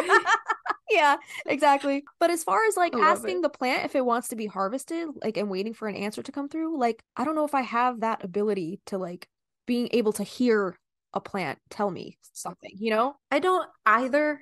Two things. One is I think there's a superstition we'll talk about later about not thanking your plants or not thanking what you're harvesting, which I am like guilty of doing. I'm like, thank you. Maybe instead of doing that, you can just let them know what they'll be used for. If that's something you want to do. They sell this thing, which I will link. It has 2 little stakes connected to like a digital reader. You put the stakes in your plant. There's a switch for it, moisture, pH, and light. It will tell you if the soil is dry underneath. It will tell you if it's acidic or out. So that one really helps. I'll stick that in all my plants all at once and see what they need. But yeah, I'm not like, oh, what do you need? But I try to look at it as if like I was a small child again, right? Everything is like really awe-inspiring to start. Like when you're out in nature, try to find a natural area, even like if you're, I know it's tricky if you're in a suburban or urban setting, but if you can notice like just the feel of the air beneath like the foliage of the canopy, absorb all the overall atmosphere. Sometimes I'll trick myself with thinking like when I go into the woods for quiet time that I'm going in for like quiet time, but really it's loud. It's like stirring with life all the time. So sometimes when I'm out there, I suggest like if you can go even sit in a park, close your eyes and try to list in your mind like 5 things you're sensing. And that could be 5 things that you're hearing, 5 things, open your eyes, that you're seeing or smelling, or you can do like a combination. I hear this, I see this, I sense this. Yeah. So that's a really good way to like tap into that natural area. Yeah. One thing that makes me think of when I was in like 8th grade, I had a science class and our teacher took us on a little nature walk and we had to bring our little notebooks. We had to identify all the leaves from the different trees around the school. And that always stuck out at me. And to this day, I know what a catalpa leaf looks like. Catalpa? That's a sweet weed. A catalpa leaf. We were sitting in somebody's backyard once and like, I was sitting next to Avi and I'm like, oh, that's a catalpa tree. He's like, what the fuck's a catalpa tree? I was like, look it up. I'm right, aren't I? He's like, holy shit. That's cool. Holy shit, you're right. Catalpa. Yeah. Oh, beautiful. Yeah. The huge leaves. So that always makes me think of just like, I think I was like 12 or 13 at the time. But you feel like a kid. Like it's so exciting. Yeah. That still sticks out in my mind to this day. That little nature walk in like 6th or 7th grade. It's going back to how like our bodies just emulate and resemble and mirror nature. You know what? We're very connected, more so than we think. Yeah. Yeah. Didn't you say when you babysat that little girl last summer, you would take her on like little nature walks and talk to the trees or whatever, or right? Oh, she loved it. We would go and there was a willow tree and I just called it Grandmother Willow because Pocahontas. Oh. And so she would have us, we had like a little golf cart and she would love when I drove like through the branches and like the branches would do the whole car wash thing over you. And we called it Grandma's hair. We would go through Grandma's hair. I'm sure she's going to grow up and hold on to that experience just like I held on to my 6th grade science class. Like that stuff stays with you. Like you remember those things, like those things that made you feel magic as a child and taking that into adulthood and then like reconnecting with that. Such a magical thing. Totally. Yeah. So another way you can prep yourself for like a mindful witch's garden is to learn how to forage or wildcraft. And this is coming from somebody who still fucking gets poison ivy. Like, y'all be careful out there. Like you literally just got it last week. I know. Still recovering from poison ivy. Yeah. Yeah. I suggest gloves, but think about like all the things you use day to day, right? Like, do you put, if you're thinking about creating a garden, like we were saying before, there are some things you're going to maybe lean towards wanting to grow, maybe just for the aesthetic or the smell. But like some things you use day to day, you could start incorporating like when you're out and about to look for through wildcrafting. Like, do you put mint in your coffee like I do? I love peppermint in my coffee. Like, do you like dandelion in your tea? Dandelion has a huge source of natural medicinal properties. I think it's great for like liver function or kidney function. Oh, yeah. Oh, yeah. My dad is huge on the dandelion tea. He loves his dandelion tea. Pretty sure the root, the leaves, and the flower are usable. Like even garnishing with edible flowers, like being able to identify one plant out in the wild could be a game changer. And it's like pretty, like you feel kind of cool. Like Justina just said, the catalpa tree, like that's a catalpa tree. Like, don't you feel so cool? I feel cool. I'm such a nerd. This is just how I work when I start planting. I'll just lay out the basics really quick for my personal work here. I like to infuse the seeds or the seedlings because like not everybody's got the time to start from seed. Home Depot's so easy, but I want to infuse those with intention and try to perform a blessing or a ritual for those particular plants and for the garden to promote like growth and vitality. I had made a seed blessing Book of Shadows page. I will link it, and you are more than welcome to follow along. I'll link the YouTube. Feel free to use that blessing and just give thanks. Like even if you're not going to be eating it, just the joy you get out of being or growing or nurturing that plant is so special. Throughout the growing season, I really spend time with the seedlings or new plant like every day. I go outside. I will do like a lap before work every day and check on the plants. It's like a housemate. I check on them daily, which helps also catch for signs of like any pests or disease, like damage that pops up. I also use directional altars, like elemental altars at the four corners of my property, which I'll talk more about later. And I try to give offering and reverence to them, as well as a point in my forest, the portal tree. There, I have a video where I take you through a walk. I love through that my woods. portal tree. That is so If you want to see a badass. picture of the portal tree, So cool. that's specifically for the Fae, where I leave Fae offerings. That But reminds me of a video game that I'm obsessed with. It's called The Night of the Rabbit. Basically about a boy. It's his last day of summer vacation and he's got to go back to school the next day. But then he ends up going through like a portal, and he goes into this like other world of this woodland that surrounds his house. But he's able to talk to the animals and he's able to help them prepare for this tree festival. And there's something called tree walkers. There's like spirits of the trees that like he goes to like different tree portals trying let's to like link this. What's it called? Night of the Rabbit? Night of the Rabbit. Oh God, the soundtrack is the most beautiful thing I've ever heard. It's by Tilo Alperman, I believe the composer's name is. So go check it out. It's my favorite game ever. I still play it to this day. That's really cool. We're going to talk about another video game later. Okay. Which is weird that you bring that up. So I did link that one in our show notes. But the last little bit that I try to do on my property, and this is such an abridged like version of everything that goes on here, is that we compost here. It's very easy to do. Like they even sell like countertop composters now, but you can choose to have like an open compost system if you have the property and the land for it. But we have like one that looks like a barrel on its side that you can turn, and I'll link that. It's on Amazon. But just giving back to the earth, like all those scraps of food are so nutrient dense for your soil to help with your soil. So we'll get into more soil talk a little bit later, but I feel like I'm talking a lot. I get so jazzed up about this property, and there's so much more that I do here, but I really wanted to we'll just try to keep it basic for today for those people who don't really, or maybe just stepping foot into this new hobby. Yeah, and you're in your garden a lot, like a lot more than I am. Well, first of all, it's winter here, so there's not really much I can do besides starting little seedlings. Like I could probably do that on my front porch, but even then, like I still think it's probably too cold out there. Yeah, and for that situation, something like a cold frame, which is like a little, almost like a coffin size, like maybe smaller with a lid that's like glass or plastic. It's almost like a mini greenhouse that you can keep potted plants in there, or even like dig into the ground would be perfect for winter. That's how we had like nice lettuce all winter long. Yeah, I just think like seeing the snow outside my window, like I have no desire to even want to garden right now. You know? I understand. I know. Yeah. Once I start seeing like things physically starting to sprout back, that's when my internal clock is like, all right, it's time now. Tell me about your gardening. All right. So like I said before, I really found my love of gardening, I would say, during the summer of the pandemic, like 2020, June. I was in my gardening prime. I grew up like, you know, watching my dad do a tomato garden. He would grow eggplants, he would grow chili peppers, he would grow a lot of different stuff. Like my grandmother, her rose garden is always popping. She always would have an awesome tomato garden. So I grew up around, you know, gardening, and I really loved and appreciated it. But it wasn't until like me and Avi got this house that we were able to kind of experience our own garden. I actually posted a couple vlogs a couple summers ago during the pandemic. I planted sunflowers on the summer solstice, and we also planted pumpkins. We planted butternut squash and zucchini that same day. The same day.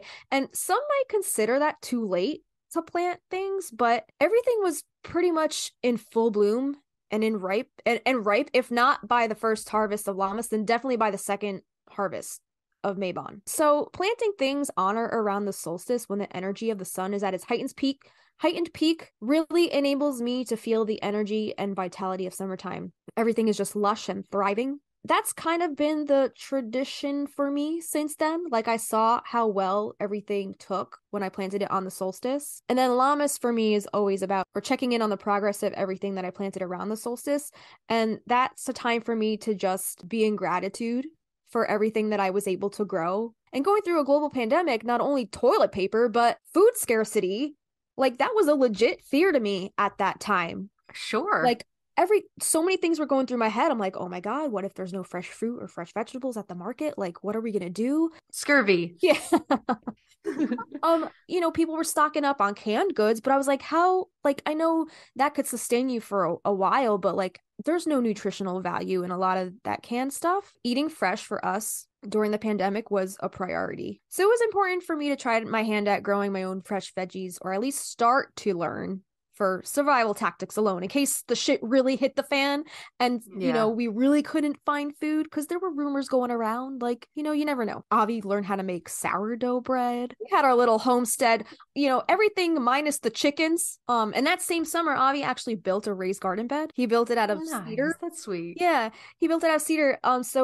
But we also stocked up on a lot of clay pots, and our herb garden just like it was out of control.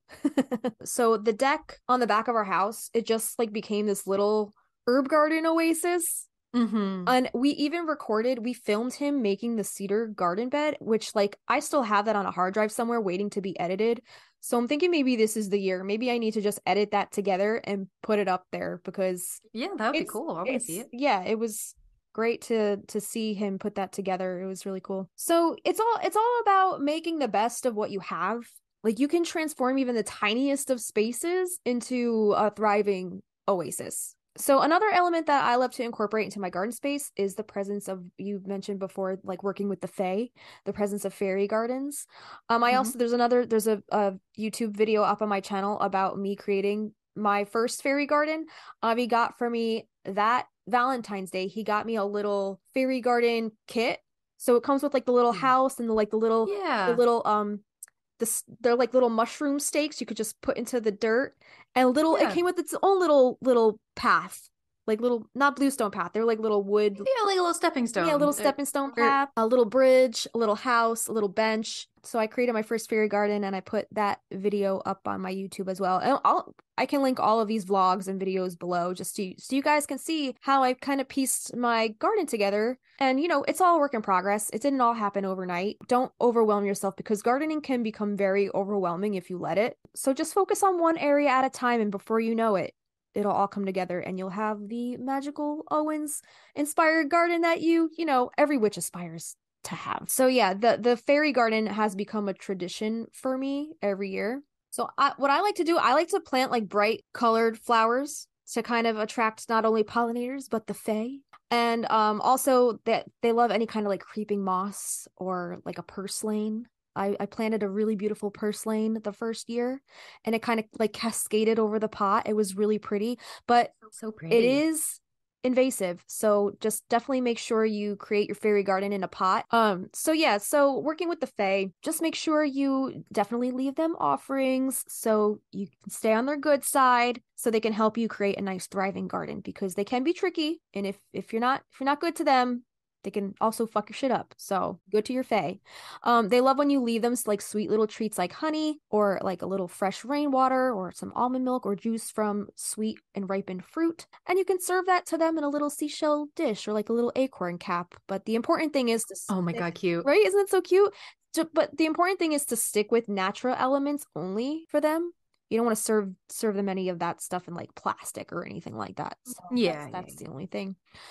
You could even do, like, if you really pushing it, like ceramic would be good. Like if you are like, oh, I don't want to go and find like a seashell or anything from the woods. Little ceramic dish. Yeah, anything works. I usually like to create my fairy garden in a pot, place it on my deck around my other herbs to enhance the space. Because it just like it incorporate this like whimsical energy. They sell those little like fairy garden kits at like dollar store. Yeah. Like they'll have like 2 or 3 pieces in the little packet. And I think I got a couple of them for my north side we'll talk about later. But yeah, like you do it on the cheap for sure. Yeah. Also, you can place crystals around your raised garden beds, in your flower, in your pots of your herbs.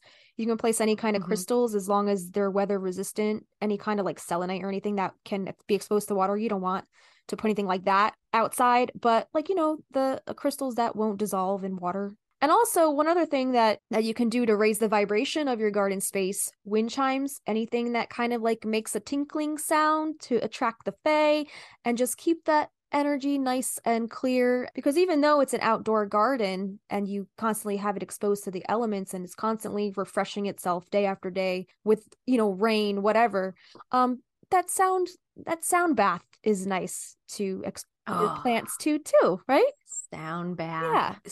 That shot in the movie of them having breakfast, Mhm. they have a wind chime made out of like teacups and like forks and spoons and stuff. And I made one out of forks and spoons, and it's just below like my back deck. So I can hear it from when I'm sitting in the sunroom. But it's just so like whimsy. Like Yeah. you have to like look at it or else you don't see it. You hear it. Right. But it's so inconspicuous. But that was also like another little Owens thing. I was like, Yeah. Yeah. and they have like Chinese lanterns and Yeah. shit back there. But Yeah. So incorporate those little bits if you want an Owens inspired garden. That those forks and spoons wind chimes are a great thing to incorporate into your space. Also, the use of stones and statues. When I planted my sunflowers out front, the previous owner left. There were these like sun face plaques. I think she had like 4 or 5 of them. So I took them, I washed them down, cleaned them up, spray painted them yellow, did the little outer rim with the copper paint. And then I put them in after I planted my sunflowers, I put them as little space markers along the sunflower garden. And once those sunflowers grew with those sun plaques in front, so pretty, so magical. Just adding those little extra touches, those little stones. And like you can get, like Kristina said, you can get those stones and statues in like any dollar store, any like AC Moore or like Big Lots. But like any craft supply store, you can find any kind of like fairy or gnome statues or like little bird baths, like anything made of angels, anything that welcomes those nature spirits into your space. Personally, I consider myself a kitchen witch. So another thing that I like to do to connect more with the energy of all the edible flowers and herbs I'm planting is I use it in as much of my summer cooking as I can, because I realize that growth season is fleeting, and I'm not going to have access to those fresh herbs and vegetables and stuff during the winter time, like late fall and all throughout the winter. I love using them as garnishes and flavoring for everything from fruit or veggie salads to poultry or other meat or fish kind of dishes. And then, as I was telling you before, the planting the edible flowers, I love using them as decorative elements in the spring and summertime baking. So some examples of like edible flowers that I love to plant and use are pansies, sunflowers, and obviously the more obvious choices, the culinary lavender and roses. As long as there's no, they're never sprayed with any kind of pesticides or harsh chemicals. So you would know the best about what's grown on your land and what's been used anything on your own land. And that's the beauty of planting things on your own property, is that when you go to the store, you don't really like know what they spray these things with. No, I was just gonna say, it's important to me to be able to have that control over the things that I'm using in my own kitchen, in my own practice, and the things I'm ingesting in my food. It's important to me to know what's in those things if I'm going to use them. It is such a satisfying feeling too when you can go out and just take that tomato or take that, like our asparagus right now is popping out. You can just snap it and eat it without rinsing it, without cooking it, just as it is. The little kiddo who was here last year was eating the tomatoes like fucking apples off the vine. And I'm like, that is the life. Yeah. Like that. And it's so satisfying. Like, you know what you've been putting on those plants. Yeah. So there's nothing juicier than a garden tomato. Last year was the first year our tomatoes actually made it to their full ripened state, and surprisingly enough, no squirrels or anything fucked with them this past year. Oh my god! But the first year we tried, every time like they would start to turn a little red from being green, they would just get snatched up by the squirrels right away. So if they start to have a little blush on them at all, you can pick them as well as a couple other green ones, and if you put them all together, that red one with the blush will emit some kind of gas that tells the other ones to start turning red. The front door. That is so it's cool. Awesome. It's so magical. Like, I picked probably like 3 red, like kind of red ones, and then the rest, because the season was done, but I still had all these fucking green tomatoes on my vine. So I picked all of them and I put them all in a cardboard box together in the garage in the dark for like 2 weeks. Wow. And then they were all red. It's like ripening by osmosis. They all just kind of like feed off each other. Isn't that cool? That is so cool. Dude, nature so cool. My mind. It's amazing. The stuff that occurs in nature. And like I'm not even talking like animals or humans, like even like the plant on a cellular level. Yeah, even the plant world is doing its thing, and it just amazes me every day. So what I was saying before about the types of edible flowers that I use, pansies was one of the first edible flowers that I used in my baking. Do they taste like anything? No, they don't taste like anything at all, but people put them in salads. People put them on cookies or breads or any kind of like baked goods just because they're so pretty. They're just so pretty They're very so pretty to look at. I made these little sugar shortbread cookies, and I didn't put the flour on until the cookie came out of the oven. And then I think I just brushed it on with like a little bit of water, and they stick to the top, and then you just like dust the top with some like powdered sugar, and it's the So perfect pretty. little tea time cookie to incorporate into like a garden tea time or something like that. And one thing about the pansy is that they're great to incorporate into any kind of spring magic or spring baking or anything like that. They represent rain. This popped up in one of our other episodes. Did it? I might have talked And about I was saying that like the shape of their petals looks like a little raindrop. Uh-huh. I did a whole vlog on me planting my pansies, and then I did a whole vlog of me baking with my pansies. So we can link those below if you want. So what we're going to do is that guys, all the sources are in that hero.page that will be in our description down below. And there's going to be a tab just for videos, maybe even just for Justina's videos regarding all the stuff she's talking about to make it easier for you to find. But that will all be in our sources if you want to go watch it. And that's another thing, like in the wintertime, I feel like I don't churn out as many videos because I'm not inspired. I feel like I'm so inspired by nature and just being in my garden and being outside. It's the Virgo rising, man. Yeah, that earthy part of me is just like waiting for the earth to wake the fuck up so I can get out there. It's snowing right now. But I feel like, me personally, I'm very influenced by the seasons. Studying the Sabbats for me was a big part of my practice going into gardening. Because like I said, I planted things on the solstice. I used the llamas to be in gratitude. Mabon all about starting to turn inward for the winter. Every year, the end of the summer is a great time to start harvesting your fruits and veggies, doing any sort of jarring or canning. Every year, my family has a tomato sauce jarring party. Oh my god! I also have a video on my nana. I'm making tomato sauce with her. How cool. So that's always fun. And then they also jar things like olives and other pickled veggies. And then also in my Magical Moon Collective community through my Bohemian Magic page, we had a Mabon seed exchange a couple years ago where a bunch of us gathered seeds from our own gardens, and then we packaged them up, and then we sent them to everybody involved in the exchange. And then that's a great idea. Once we all got our packages, we had a little virtual gathering, and then we conducted a little seed blessing, chatted about Mabon, and it was just a heartwarming sentiment to have a little love from each participant's garden, and it was just a really beautiful thing. Did you plant anything that was sent to you? Not yet. I have everything in packages still, just like waiting to plant. So maybe this year's the year. And I also have the ones that you sent me. This year's the year. And then the last thing that I can think of is I made a gratitude goddess doll. So it's basically, what's that? I like to incorporate a lot of salt dough into my practice. And anybody who has watched my Bohemian Magic YouTube channel has probably seen all of my million salt dough projects. But I created this goddess shaped doll out of salt dough, painted it, dressed it with herbs, dressed it with I think like pumpkin seeds and things to just embody the energy of Mabon and the season of like giving thanks and all that stuff. I made a little doll out of it, and what you do is you plant that doll, if not in your garden bed, because like I heard salt can ruin your garden bed, you could just put it in a clay pot or something around your garden bed and then bury it around the autumn equinox. Yeah. So like Mabon, cool. You bury it, and it's kind of like a nice little blessing to enhance growth for the coming seasons for the next, I guess, spring when everything comes back to life. Amazing. So that is also up on my YouTube channel. So I got a lot of stuff up there incorporating gardening and the Sabbats and the seasons. Do you have it all on a playlist? Or could you put it all on a playlist? I can make a playlist. Cool. I think I have my channel divided up into Sabbats. Such a Virgo. I know. So I made different playlists for different Sabbats, and you guys will see all the gardening and cooking and stuff I do and projects based on the seasons. All right. We're going to lay out a quick outline of how to get started with a garden project, indoor, outdoor. We're going to let you know how some steps you can do in order to start. So the first thing you're going to want to do is to assess your area for gardening. You're going to want to consider the sunlight, your soil quality, the drainage, and the climate, which we kind of all touched on in the last portion. So different plants, of course, need different lighting and soil types. Justina and I were talking about alkaline versus acidic. that's a little more advanced, look it up, but we're also going to link a device that will help you to know what your plant wants. And just by Googling, hey, did tomatoes like acidic or do they like Alkaline?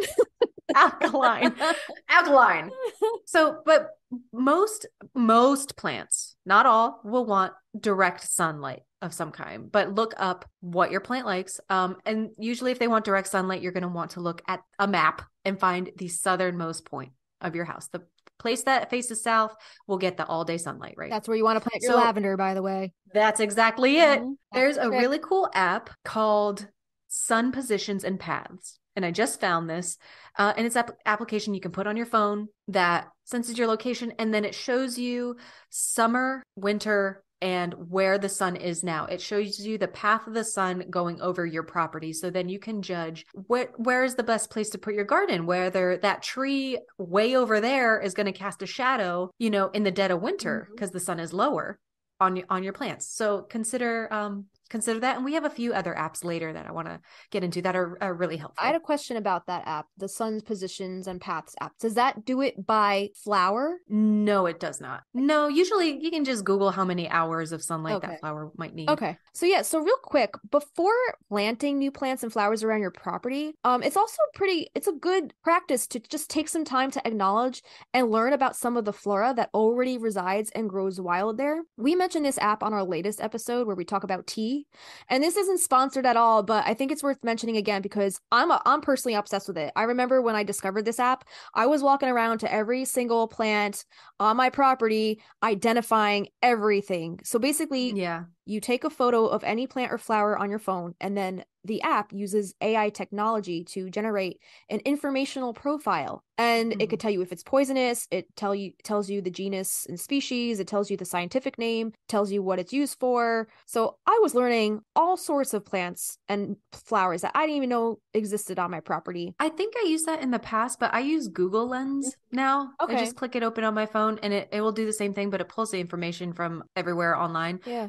But does the picture this app, I can take a photo with my camera, say I don't have Wi-Fi or whatever, I can take a photo with my camera and then upload it later and it'll do the same thing. Does yours do that? Yeah. Cool. Okay. Yeah, you can import photos, I believe. So it's a great way to just explore your property, explore what's already there, even before you start planting your own stuff, because absolutely. Because you don't know what's growing there. And we were even talking about earlier, if there were nightshade growing or there were something poisonous growing, you don't want to plant your edible plants near that. Or even try pulling it out if it's going to affect your skin. Yeah. Avi I told you he pulled out some poison ivy by accident and he got his ass handed to him that year too. So yeah, just be careful. I mean, you might find some magical things on your property, some magical surprises, but you might also find some more dire surprises. So just be careful. Wear gloves. And wear your gloves. The next thing you're going to want to do is choose your plants. That is always so fun. And this is totally a personal choice, but researching your plants, you could do that in regards to their magical correspondences that align with your intentions or goals. Justina said it perfect earlier. If this is brand new to you, just start small. We're going to be including a few more episodes in the future in this series where we're going to go more in depth about the rundown of the medicinal plants, the baneful herbs, the culinary herbs. And I think I have 4 or 5 other things that we're going to do. But for now, we're just going to get you started, get your foot in the door. Mm-hmm. But with these plants, maybe also consider the phase of the moon and the planetary associations that they have. Right. A really great book to start out with, get Scott Cunningham's Magical Encyclopedia of Magical Herbs. It's like a green herbal Bible. It's amazing.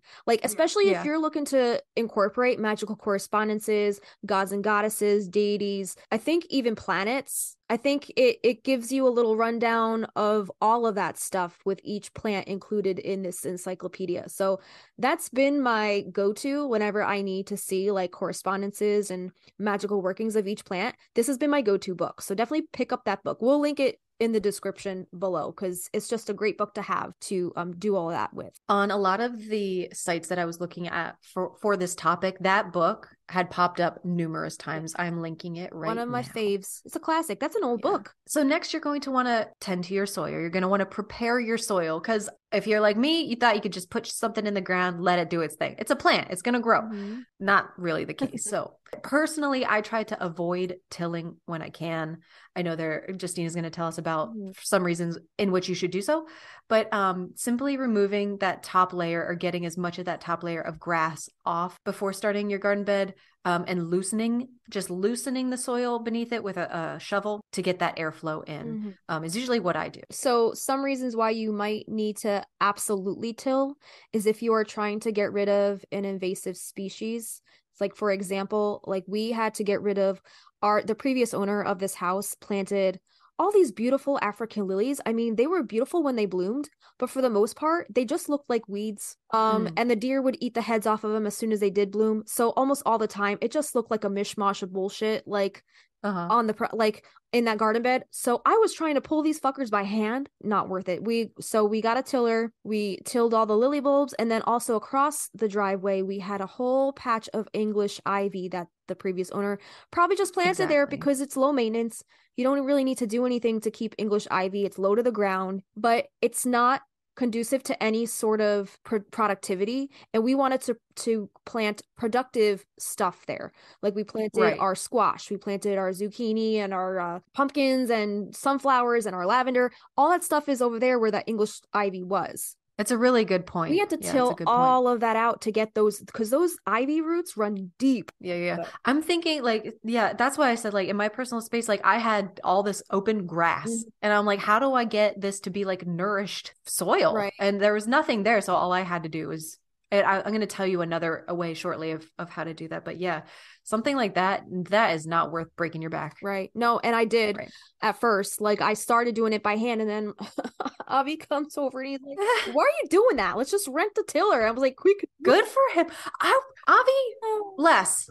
I started with the lily bulbs, and then once we had the tiller, he was like, well, we might as well yank out the ivy too while we have it. I have another YouTube video on that, ripping out all of the ivy and the lily bulbs. I have a whole video on that whole process. So check that out. God. We'll link it. So another way that you can amend your soil is by adding a fertilizer of your choice, but I recommend like worm castings, or even if you can get like a little thing of worms, like fish and worms, and put in that. If you have a raised garden bed, stick those in your garden bed.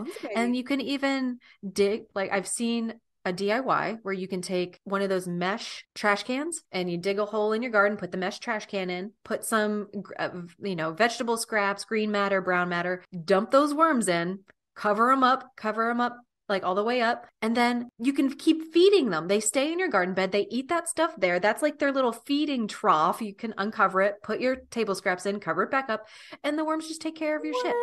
Worm shit is the best. Another option is what I like to call the lasagna. I like making a lasagna in my garden. Other people call it the no dig method. No diggity. And it's a layering process. So wherever you're planting your garden, you can map it out with cardboard boxes, not the glossy kind. Some of them have a coating, but you're going to want to remove any tape, any plastic labels. You can even use newspaper. And then on top of that, you're going to add a layer of like grass clippings or old leaves, some kind of debris. And then above that, you're going to put straw. And in between each layer, take your garden hose and wet it down. So the cardboard, lay it down, wet it. The leaves, wet it, So, and then you give it a little bit of time, but then you can plant directly into that. Cover it a little bit with maybe like a bag of soil. I said for raised garden beds, don't try to use like bags and bags of potting soil or garden soil from the store to fill your beds, because like exactly what we did. Oh, honey, no. Exactly I mean, you can if you have the money. If you have the money, go for it. But you can instead try this method. It's called the hugelkultur method. Hugelkultur method. What I like to do first is, so our garden beds, before we even set them down, I bought like a plastic mesh so that critters can't dig up and into the garden. So I have the mesh laid down, and then you can put cardboard or newspaper on top of that. But then if you have logs or branches in your yard, put those logs and branches in first to help build up the space, the volume of space. And then on top of that, you could put your sticks, your twigs, or you could do rotten hay, We did also like we have a ton of leaves. So we put a ton of leaves, kitchen scraps. And then that will fill up almost your whole bed. And then on top of that, then all you need is that little, like maybe 4 inches of garden soil at the top. And then the rest will do its work. Okay. It provides an amazing compost. Mm-hmm. And it keeps costs down. Right. It provides beneficial nutrients and organic matter for your garden. And depending how large your bed is, like I said, you can maybe get away with using one of those large bags to top everything off. Also, I do want to mention Costco sells like those big bags. There you go. If you were to get it in like a Kugel. What's that word? Kegel? It's like the Kegels. Exercises. Kegels. Exercises for your lady parts. That's what I think of when I hear that word. Kugel culture. Kugel culture. Kugel culture. I'm into Hugel culture and Kugel culture. Oh my goodness. No, Kegel culture. Kegel culture. There you go. All right. So next, we're finally getting to the planting. All right. So here we go. If you're going to choose to use seedlings or seeds, it doesn't matter. From a pagan perspective, we'd like to infuse those seeds with our intention and try to help them perform the best way they can by giving them some kind of blessing or ritual to help promote growth and vitality. It's almost like a birthday. It's almost like a birthday, like a birth, like happy birthday, little plant, like welcome to my home. So cute. Make them feel welcome. Yeah. Check in on them daily. Like I said, take a walk around, make sure they're all right. I sing to them all the time. They hear Dolly all the time. Cute. Talk to them. You sing wildflowers to them? I haven't, but I could. Yeah. Ooh. Talk to them. We'll talk more about that later. And then coming up to our next step is maintenance. So use magical practices such as like visualization, energy work to enhance the health and productivity of your gardening. Yeah. Like if you're into Reiki or energy work, sound clearing, just like you were saying, like using all that stuff, that has an effect. Yeah. I do have a little wind chime in the greenhouse. Does it get much wind? No, but when it does, it helps stir up that energy. Love it. Incorporating natural elements such as stones, crystals, exactly what Justina said, and herbs into this garden design. You're going to want to water and fertilize and prune. Pruning is like, I did not know how crucial pruning was. It just throws so much energy into that plant. Like cutting off, deadheading, throws much more energy into the plant. So lastly, harvesting plants with intention and using them for magical purposes, such as creating potions and oils and talismans. But overall, starting a witch's garden involves careful planning and consideration for both physical and spiritual aspects. It requires a deep connection to the natural world and committing to nurturing your garden with intention and magic. Woo! There we go. Amen. We did it. Hallelujah. We did it. All right. Yeah, there was also something that I wanted to mention earlier and I completely forgot. I think it was when you were talking about finding out like the zoning for your garden. I wanted to mention that the Witch's Almanac is a great resource to use. I think I listed that as one of our sources. Okay. Aside from the Witch's Almanac, just the Farmer's Almanac in general is great for any kind of garden planning or prep, even down to checking the weather on the day-to-day. Yes. When I was planning my wedding, the florist that we were working with, she told us about the Farmer's Almanac because she's a florist and she has got to, be up and up on the weather. She was telling us it's helpful to use when planning a wedding because you could see like if your wedding's supposed to be outside, what the way out in advance. It's like 99% accurate. Yeah, that's great. It predicted rain, and guess what? It rained the fuck out of yeah. And you can get it online too. Yeah, and the Farmer's Almanac online actually has a page for every single moon of the year. So that's incredible. Yeah, it's amazing. It's a great resource, even down to like the lunar cycles. People who garden by the moon, it's really helpful to have that resource. So definitely check that out. Next up, we have how to create a sacred space in your garden, and Justina is going to take it away. All right. So creating a sacred garden space is a wonderful way to connect with nature and tap into its spiritual energy. Here are some steps to consider when setting up a sacred garden space. Number 1, choose the location. Select a location that feels sacred and special to you. This could be a secluded spot in your backyard or a small area on a balcony or patio. Just don't forget to consider the sun. Number 2, set an intention. Decide on the purpose of the garden. Will it be a place for meditation, ritual, prayer, or sustenance? This intention will guide the design and elements of the garden. Number 3, consider the aesthetics and design of the garden. This could include adding elements such as a water feature, like I guess like a fountain or something of the sort, statues, a fire pit, labyrinth, or a seating area. Use natural materials and consider the flow of the space. Yeah, I love having a little seat out there just to be able to observe. Like right now, the bees are everywhere on the dead nettle. And I just like to sit there and listen and watch.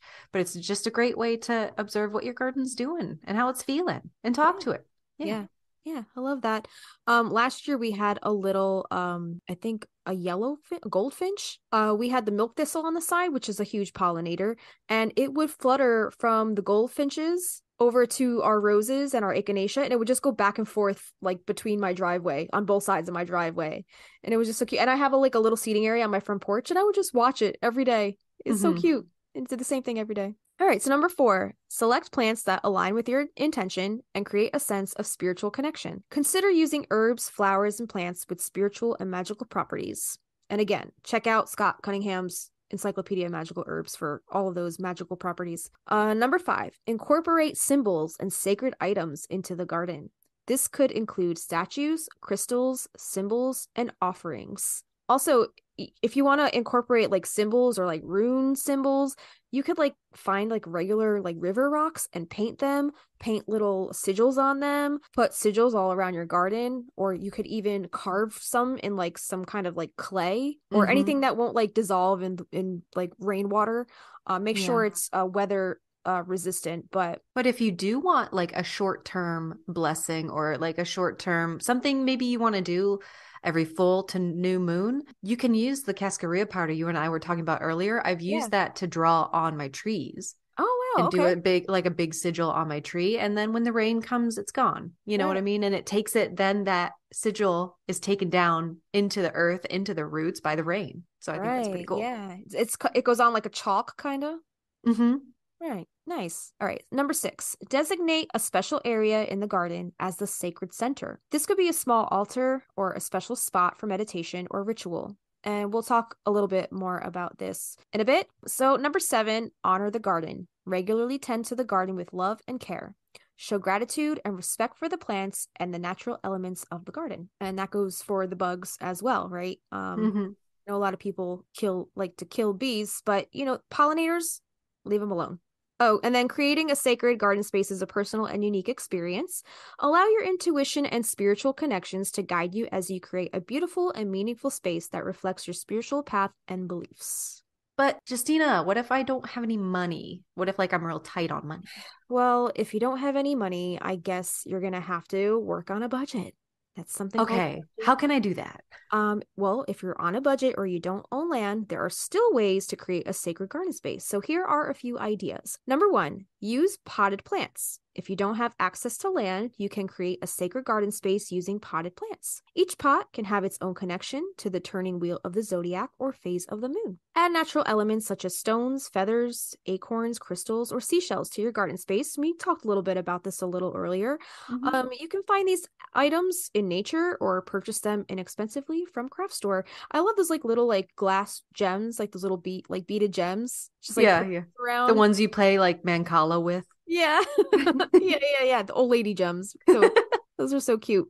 So yeah, you can find things very inexpensively at pretty much any craft store. Even the dollar store has a great garden section. All right. And then you can create a miniature garden in a container, such as a terrarium or even a shallow dish. Use small plants, figurines, and natural elements to create a magical and enchanting garden space. I would love to do that. I don't know if I'd keep one alive. I think my cats would try to get into it, like dig their little hands and Yeah. I've seen ones with the beautiful like cork ball for a lid. They look so nice, and you just spritz them like once, and then they just take care of themselves. It's usually like succulents in there that they put in those, right? I don't know. I've seen like ferns, and like air plants. Yeah, surprisingly enough, things that don't need a lot of water, I end up killing those too. I don't know how that's possible, but me too, girl. Yeah, succulents are not my thing. It's a bit of a learning curve. Like they're supposed to be the easiest plant to care for, but somehow I end up fucking that up too. So number 4, if you don't have access to land, consider renting a plot at a community garden. I didn't know you could do that. It's a community garden. I think you just need to rent a little space. I guess so. Like, I'm thinking like a park or something. I don't even know if there's any community gardens around here. I've never heard of that before. But it says this can be an affordable way to grow plants and create a sacred garden space. And then number 5, the last one on this list, is take advantage of local parks and natural areas to connect with nature and create a sacred space for meditation or ritual. There's a garden by me. Well, it's not really by me. I kind of have to, it's a little bit of a hike. Colonial Park, I think it's called. Mm-hmm. Beautiful rose garden. It's like the most beautiful rose garden.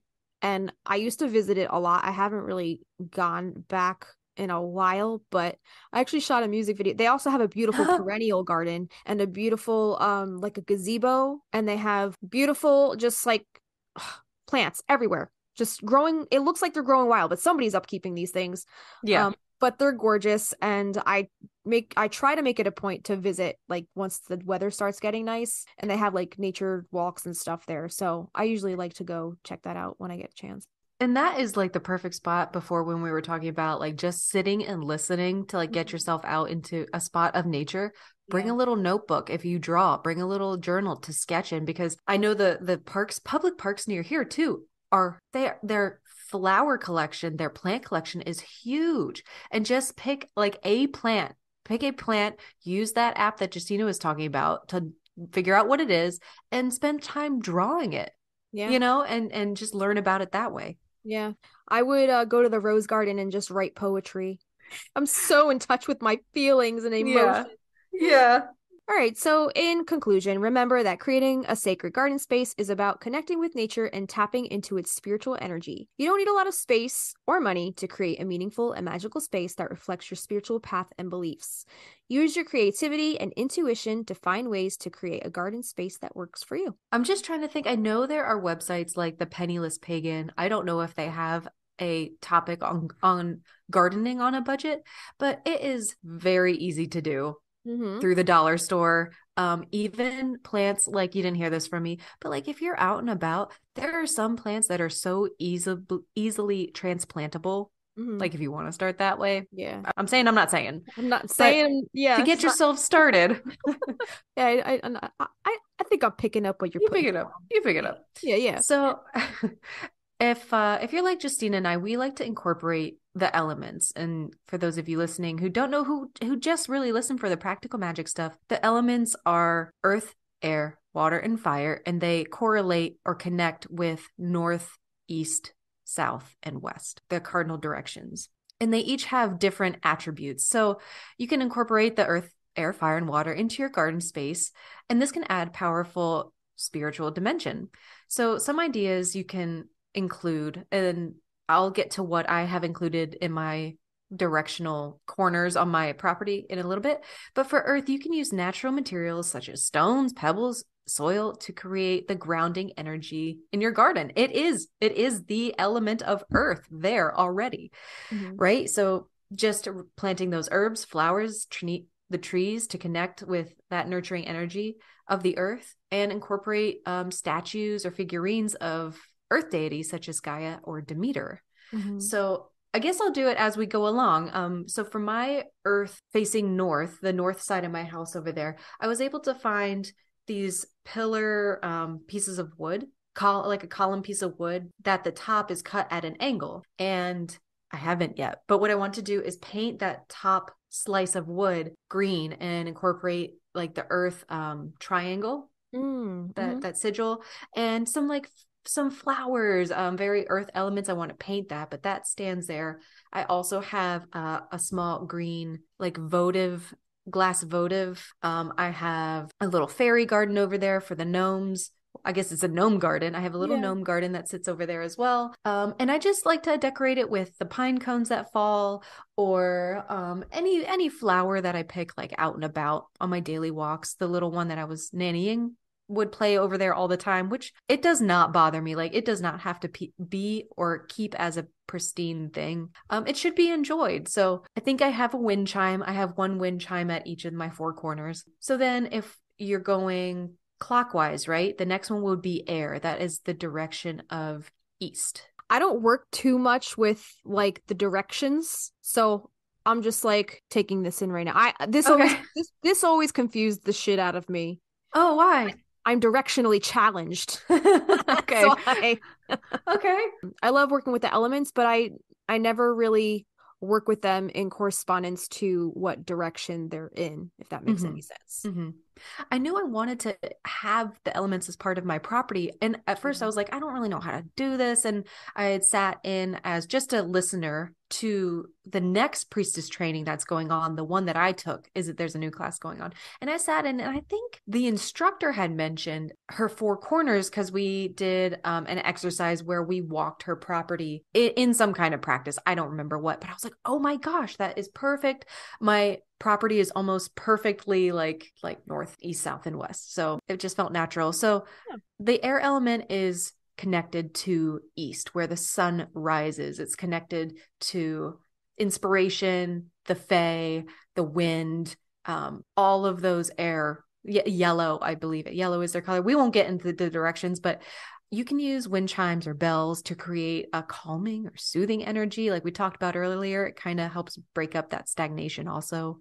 You can incorporate bird feeders and houses to attract birds and create a sense of movement and activity in your garden, and plant herbs and flowers that are associated with the element of air, such as lavender and chamomile. Yeah, let me tell you about how I incorporate air on my side. So that is facing like the street. It's kind of close, but it has a little tiny like island of trees. So in that little tiny island, again, I used one of those wooden pillars. I'm going to paint yellow on it. I'm going to put that directional, the elemental triangle, paint some birds and fairies.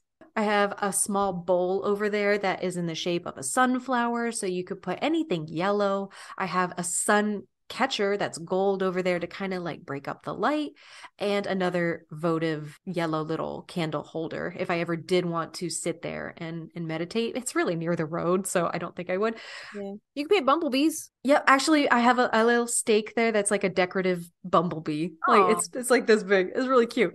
Yeah. And next would be fire. That is the element that is associated with south. I get what Justina said. You get the most light from the south, and you could use a fire pit or candles to represent the element of fire. Here, if you choose to, plant sun-loving plants such as sunflowers or marigolds to represent the energy of the sun and fire.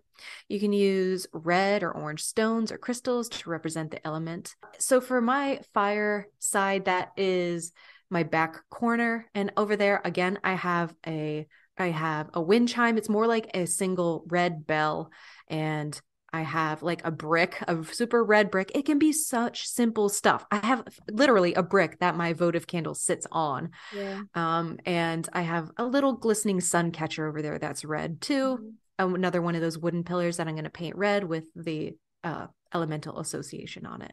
Yeah, I have my sun medallions, the ones that I refurbished that the previous owner left here. The ones that I put near my sunflowers. I think that's the south corner. That's where we get the most sun throughout the day, so I'm guessing that's south. And then finally we come to the west corner. That is again on the other side of my back property, and the water, incorporating a water feature such as a fountain or bird bath to this area can create a calming and soothing energy. Plant water loving plants such as ferns or hostas around the water feature, or even use blue or silver stones or crystals to represent that element. This is probably my favorite corner. It connects my corner to my permaculture neighbor's corner that we have ladies' night with. And like at one point when I first started doing these altars, I wanted to dedicate like a day just to take care of that altar, just to like find things. And the day I went to go do the west, I took the dog out walking like normal. And I was like, I know I'm going to find something. We went down, walked around the water. I was like, maybe there will be some like mussel shells or something down there, or anything. I don't know. A snail shell. I don't know. And we had walked by the grandmother willow tree, and I thought there had been like half of a turtle shell down there, and it was still there. So I grabbed it and I was walking home, and I was like, I feel like there's something else out here. And we walked past a little berm area, and something was like, look down that gully to the left. And down at the bottom was a full turtle shell. Whoa. Holy It was a crap. big one. And I was like, thank you. I was like, I will bring this home and I will put this in on my water side. That side also has the pillar that I'm going to paint on. But over there, I put seashells that a friend had given me, those turtle shells. But you can also, if you don't have a water feature, use a mirror to represent water. Yeah. Mine is underneath some trees, so I'm not too worried about it, like the sun reflecting off of it and catching something on fire. It's in the shade. Okay. But it also has a wind chime that those neighbors gave me. It's of a gin bottle. It's clear. It's blue. What's that? Blue sapphire gin. Oh, okay. So it, incorporating the color. Yeah. Again, I have a blue votive over there too. Or sea glass. Sea glass is a pretty thing to just if scatter you have around access the to it, garden. yeah. Yeah, and if you guys make like it doesn't always have to be like a garden of plants. It could be a sand garden, and you could just use like one of those little rakes that they use for meditation purposes, and just like draw in the sand with it, and just put some sea plants, sea grass, sea glass. You can put all the sea stuff in there and make like a little sea garden. Especially if you're around, or if you're not around like a coastal area and you want to channel the energy of being on a coastal area, that's a nice way to just bring a little bit of the seaside to you. So absolutely. Right. And you can use the bottoms of like the plant pots that come from the store, to put that sand in so it doesn't go all over the place. It's encased, it's nice, small, perfect, like almost altar size. On each, you could, if you really wanted to, like that is also a safe way to like light your candles, have that sand there to have your candles sit on just in case, if you're really fire safety. Yeah. But for sure. Yeah, but just remember the elements are not separate entities. I didn't even touch on spirit. Spirit is supposedly the fifth element. Yeah, my home is like in the center, so that to me is spirit. Home base. Right. Home base. Yeah. So they're not separate entities, but rather they're interconnected forces that will work together and create a balance and harmony. So use your intuition and creativity to find ways to incorporate the elements into your garden in a way that reflects your spiritual path. If you feel more drawn to just working with fire, just working with air, that's totally okay. But maybe those elements that aren't as strong for you, my element, again, which we've talked about, fire, is not strong for me. So maybe that's the location I need to spend more time with. Yeah.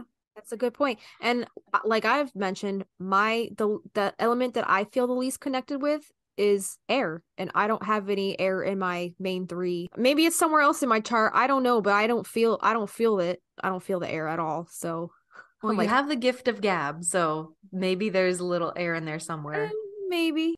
And something else I noted here was to name your house. Like, how classy is it to have like not what the Magnolia Street house, or my neighbor across the way has their house named, and I'm like, I want to name my home. Were you thinking of names last year? What were some of your contenders? Here we go. Here was my list. I had Juniper Hollow, Lilac Grove, Wisteria Cottage or House, Sparrowcroft, Wrencroft, Ravensong, Cunning Gardens, Cunning Side Garden, Cunning Way House. Those are all really cool.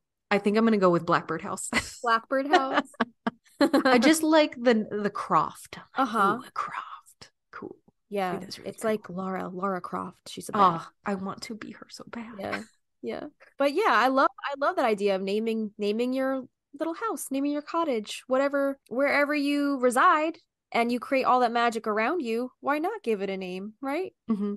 And if you can't do that, if you live in an apartment and your garden is on your balcony, make a little sign for that balcony. Give it a personality, because it definitely has one. Right. Make the space, make it its own enchanting space and entity, because it becomes its own character, just like the Owens garden. It's not only for sustenance, maybe it's an aesthetic reason that you want to create the garden, but either way, make it as special as you can and make it your own.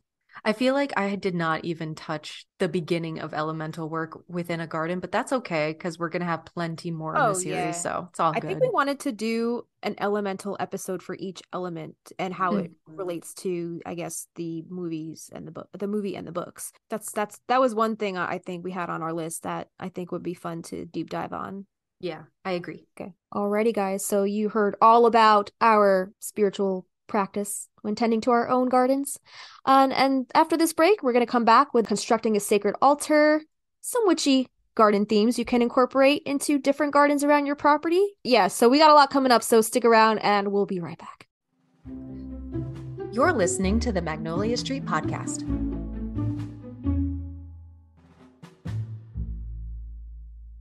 Okay, so next we're going to talk a little bit about constructing a sacred altar. So a sacred garden altar can be a special place where you can connect with nature, your spiritual path, and the energies of the earth. Here are some items that you might consider including on a sacred garden altar. Statues or figurines of deities or spirits that are meaningful to you and your spiritual path. Crystals or gemstones that are associated with the elements, such as quartz for clarity or amethyst for spiritual growth. You could also use crystals according to the elements and the directions that you're working with as well. So number 3, candles to represent the element of fire and to create a peaceful and meditative atmosphere. Number 4, a small cauldron or bowl to represent the element of water, which can be used for offerings or for holding herbs or other sacred items. Number 5, incense or sage to represent the element of air and to purify the space and your intentions. Number 6, fresh flowers, herbs, or other plants that are meaningful to you, which can represent the element of earth and connect you with the natural world. Number 7, tarot cards, runes, or other divination tools that you may use for spiritual guidance and insight. And my garden is like probably one of my favorite places to pull cards. That's cool. Yeah, that would be witchy as shit. There was a video I posted on my Patreon a while ago of me. I was reading tarot for my mom in her rose garden. She had those like wrought iron garden tables, and I had like draped it with like a pretty cloth and just like scattered rose petals all over it, and I made it like a whole experience. So whimsy. Yeah, take the time to make your space a little whimsical and, just connect with nature spirits and get into your divination. So use that for spiritual guidance and insight. And then number 8, a journal or a book for reflection and inspiration. Enter Practical Magic series. Read that in your garden. Really? Right?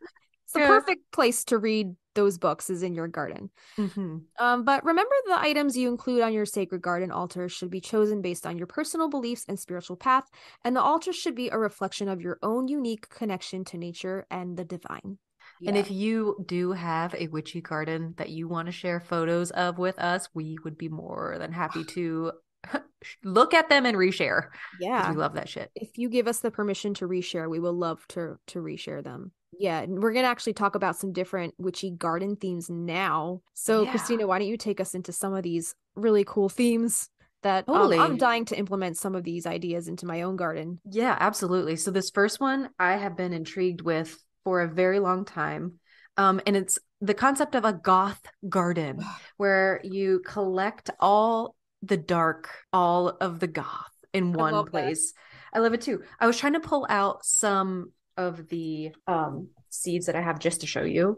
Mm-hmm. So I have those are so cool. Hollyhock, jet black of bachelor's button. But the black hollyhocks are coming up right now, actually. We went to a garden center. I think it was during that pandemic summer of 2020. And we were me and Avi were in the garden center, like seriously, like literally every other day. That's all we did. Yeah. I don't remember if it was Lowe's or Home Depot, but they had these most beautiful black calla lilies, but they had like a reddish, oh my God, those are so pretty. Poppy, black peonies, and amazing gray. Those aren't they beautiful? Those are really cool. Those little, what were those ones on the left? The peony? They're both poppies. Yeah, black peony. Those look like little mini cabbages. The petals on them. They do. Like they're very dark. Yeah. So pretty.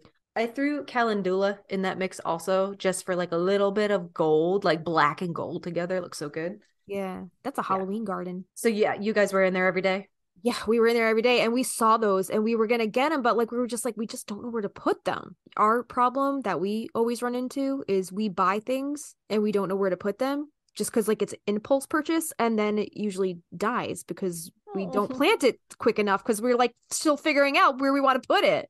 I saw that whole front yard of yours. Mm-hmm. There's space out there. There's space out there. Yeah. I think we're trying to figure out some kind of, for a while I've been wanting a moon garden. So I want to figure out where I can put that given the space we have in the backyard. Awesome. That's going to be another installment of this little series. I know. So maybe hopefully by then you have it and you can tell us all about it. All right. So this goth garden. All right. So a lot of this information is coming from gardeningknowhow.com. So popular in the Victorian era, these once picturesque gardens used to be the equivalent of a fun-filled theme park back in their day, loaded with carefully orchestrated effects and morbid reflections of death. The Gothic garden drew crowds. Common plants in the Gothic garden design would be those associated with witchcraft or Wicca. Many of these plant types have historical uses for medicinal purposes or spells, as it were.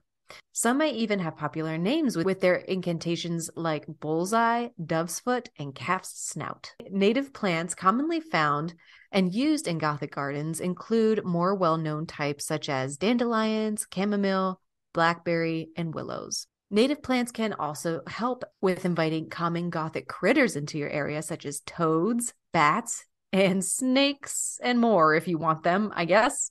No thank you on the spiders, though. You can keep those. No thanks on the snakes. That's okay. And the best thing to keep in mind when working with the black palette, as it were, is to choose lighter shades that will contrast well with that black color of the plants you've chosen. Just like I was showing Justina's seeds, calendula plants are yellow, and I was thinking that might be a nice contrast. This will help intensify their color and allow them to stand out easier. Black flowers and foliage. I think there's like black hostas too. Have you seen those? Or the dark blue ones? So pretty. I have seen like things with like a silvery kind of sheen to it. That would be pretty. Black and silver. Right? Oh, yeah. Yeah. Dude, I'm telling you, I want to create like a little pond area so bad and just put all of that like really cool, like metallic looking foliage around. There's some pretty cool stuff that I've seen in the garden center that I'm just like, oh, one day I'll have somewhere to put you. Black flowers and foliage can accentuate other colors if carefully placed. For instance, black plants work well with combined with silver and gold and bright toned colors. So this site, the gardeningknowhow.com, goes on to list lots of options for varieties to fill your garden with Gothic inspired bulbs to perennials, annuals, foliage plants, even vegetables. Wow. And I'll list a couple of them out, but even before saying that, I want to say like you can even consider putting in like a bog garden if you have a really wet area in your yard. My brother has been trying to convince me to do this because we have the blackjack soil out here. Yeah. But a lot of carnivorous plants love being in a bog. Like a Venus flytrap? Exactly. That's yeah. And so like cool. The not trumpet flower, but that flower that can catch it. It looks like a pitcher plant. Okay. Yeah. So incorporating that, I think would be killer. No pun intended. So some varieties of bulb that they list are a tulip with the name Queen of the Night. They have an elephant ear called Black Magic. Gladiola is called Blackjack. An iris called Darth Vader in Superstition. Whoa. They have some perennials and biennials. They have a rose called Black Magic. There's one called Black Beauty, a columbine, Black Barlow. The Black Magic roses are pretty. I think those were the ones we wanted. We wanted those for our wedding, but they were just so expensive. I think we got a few for like our sweetheart table, but we wanted them on all the tables, but they were just so expensive. There's a I've seen these. Have you seen the Moulin Rouge sunflowers? They're beautiful. No. There's a snapdragon by the name of Black Prince, and this is all going to be in our notes. There are so many more. I'm just going through them quickly. Some vegetables, if you're thinking veggies are your thing, eggplants, bell peppers with the name Purple Beauty, tomatoes called Black Prince. The ones I have right now are Cherokee Purple. Those get kind of dark, but I know there's some that get super dark. The last thing I want to say is I didn't put this in the right section. It's down below a little bit, but you can also add like classical sculptures or busts to your garden. I've had my eye on this decapitated Marie Antoinette statue forever. I'm going to link it. It's on Etsy, but it gives me such like Addams Family vibes, like their cemetery mixed with the garden, mixed with the swamp. I want that. Yeah. I want that. I want Edward Scissorhands' garden. Remember yeah. Yeah. With all the topiaries everywhere. Mm-hmm. Did you watch the show What We Do in the Shadows? I think I watched the movie. Okay, the movie's really good. Yeah. Dude, the one character, Laszlo, has a topiary garden that the topiaries are trimmed in the shape of vagines. Oh, of course. Yeah, yeah. So some of the seeds that I was showing Justina for when I was trying to create the goth garden come from a company called Baker Creek Heirloom Seeds, and I'll link that below. I love them. They have such beautiful seeds. They came really fast. I'll link that, and their site is really cool too. I wonder how easy they are to grow from seed. Well, last year I tried just putting them in the ground, which I don't have much luck with. This year I'm doing soil blocking, which Okay. my hollyhocks and calendula are coming up now. So I think they just need a little more love. I'm going to also do wildflower seeds in the area. I don't know how that's going to work, but again, if you have information on like the best way to do like a cut flower garden, we want to know. Yeah. We want to know how to Down do for any this. kind of pointers. Do you want to take the next one? Sure. So the Fey Garden section. Because you kind of already told us a little bit about it. I love fairy gardens. So there's several ways you can attract fairies to your garden. They're pretty picky creatures, so making them happy is the key to keeping them in your garden once you have invited them. And I think we already touched on this a little earlier before. First, you have to make sure that you have flowers that they love. Anything bell-shaped will attract fairies to your garden, as well as hummingbirds, butterflies, bees, and other pollinators. So, not sure what to include? Try adding these plants to your garden. Lamb's ear, which are those, they have those like really soft velvety petals. They're so so soft. pretty. Yeah, they're very soft. Yarrow, which is a great one. I actually have a purple yarrow in my front yard, which is what I made my besom with. Coneflower, which is the same thing as echinacea. And those come in all different colors, not just purple. So we have a variety of different colored coneflowers on the side of our house. And I want to put even more, like extending past the window. We have like red, yellow, orange, plus the purple. So pretty. And it adds just like so much bright color to your garden. They're great. Rosemary, lavender, rose, lilac, morning glories, foxglove, which you have to be careful with foxglove because that is poisonous to pets and animals and anything you have kind of hovering around your garden space. So just be leery of that. We touched on it in another episode, and I have some, and the dog stays away from it pretty good. But I will say, like, try to wear gloves when working around it. At least I do. Like, even like trying to move debris around out of the leaves or taking off dead leaves, like it can irritate your skin. So just be careful. Yeah.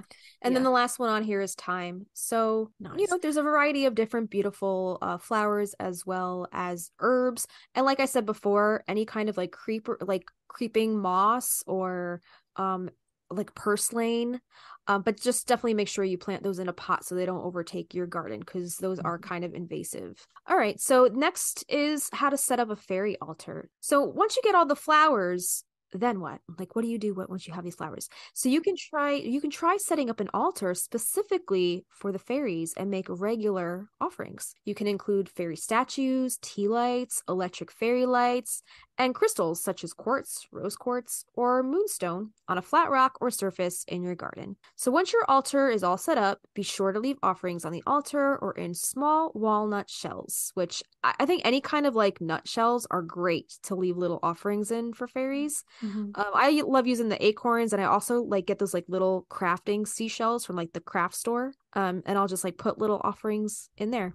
Very sweet. You can offer them cream or milk, beer, wine, cider, honey, nuts, chocolate, or even other kinds of flowers. And they love shiny objects like coins and jewelry. So you might even attract a leprechaun with the last Careful. two. Yeah, so really. be careful. There's some sneaky little creatures. You can even do a fairy invitation ritual. So if you want to specifically invite fairies into your garden, you can try the following ritual. So you can use some of the flowers, which we mentioned above, a white candle, and the offering of a quartz, and some cream or whole milk. So this ritual is best performed around Beltane or midsummer, but can be performed around any time of year that your garden is just blooming and thriving and just lush and gorgeous. So begin by setting your flowers, candle, and offering on your garden or fairy altar. Light the candle and say, "Fair fairies from near and far, I invite you to dance in my yard. Please stay a while and brighten my garden with your smiles. Bless these herbs and flowers and fill them with magical powers. Use your magic to help them grow by the light of the moon's glow. Accept these gifts I give to thee. By my will, so mote it be." That's so cute. It is very cute. That's Just so a disclaimer, any fae that are listening, That was a practice run. That We'll was a get back to you. practice. We don't need you right now. Okay. Sorry to bother you. Sorry to bother you. That's like in Labyrinth. Did you ever see Labyrinth?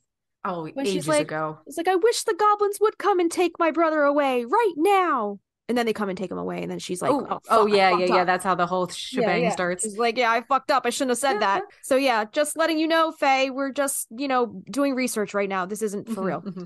But anyway, once you're finished, spend time with your altar until the candle burns low. Try and sense the fairies you have invited. You may feel the hair on your arms stand up or as if something is playing with your hair or ear. Leave the offerings on the altar overnight.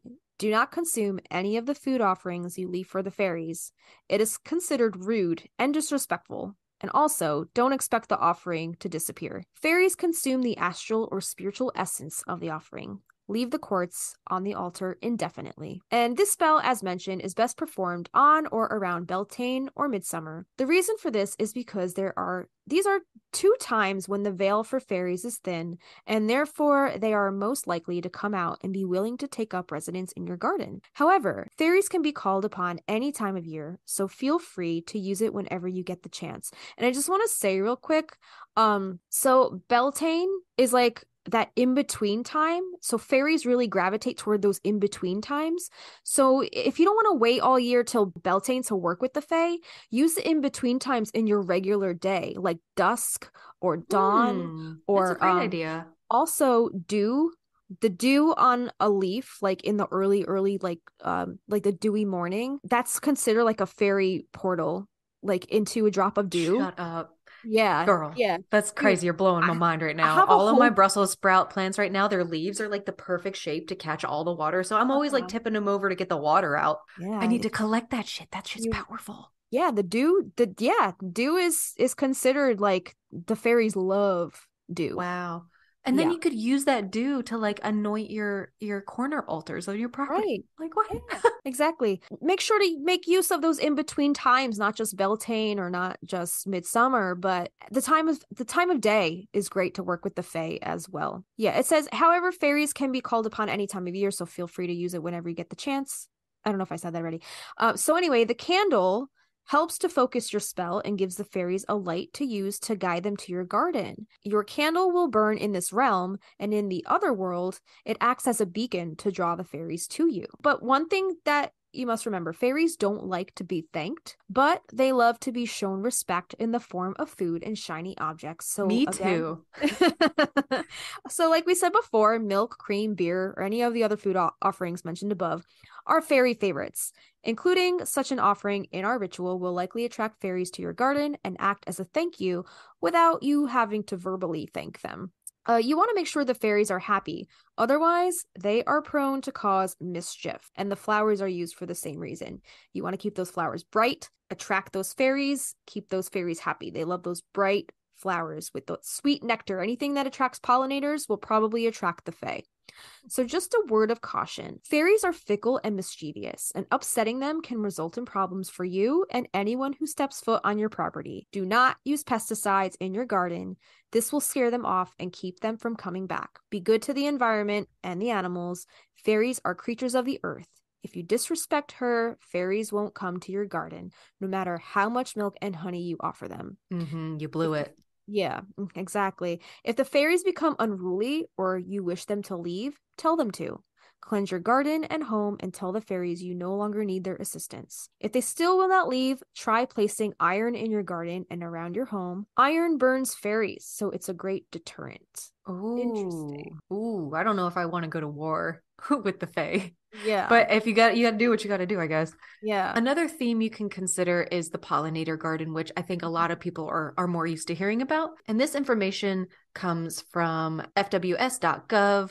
Pollinators are essential for maintaining healthy habitats. And while we've made efforts to restore and conserve millions of acres of land, we need your help. Whether you have a small apartment balcony or several acres of land, you can make a difference by building your own pollinator garden. By following the steps, we can create your very own pollinator garden to help ensure a future filled with these vital creatures. While planting flowering plants can grow in both shady and sunny locations, consider your audience. Oh, that's cute. Butterflies and other pollinators like to bask in the sun and some of their favorite wildflowers grow best in full or partial sun with some protection from the wind. Research with varieties of milkweed, which you talked about, and wildflowers that are native to your area and will do well in your soil and the sunlight conditions for your property.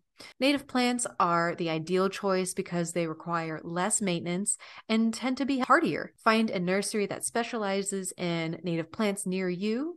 They'll be familiar with plants that are meant to thrive in your part of the country. It's essential to choose plants that have not been treated with pesticides, insecticides, or say that one for me. Neonicotinoids. Neonicotinoids. Cool. Or neonicotinoids. Either way. Neonicotinoids. Okay. Does that sound right? I'm going to leave that in. I'll let you say that one. You'll also neonicotinoids. There you go. Neonicotinoids.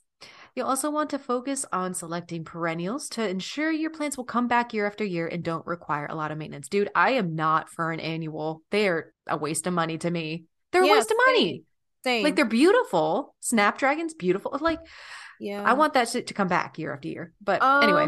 Wait a minute. Snapdragons, those have to be a perennial because mine came back this year. That's awesome that yours came back because they're beautiful. Maybe there's different.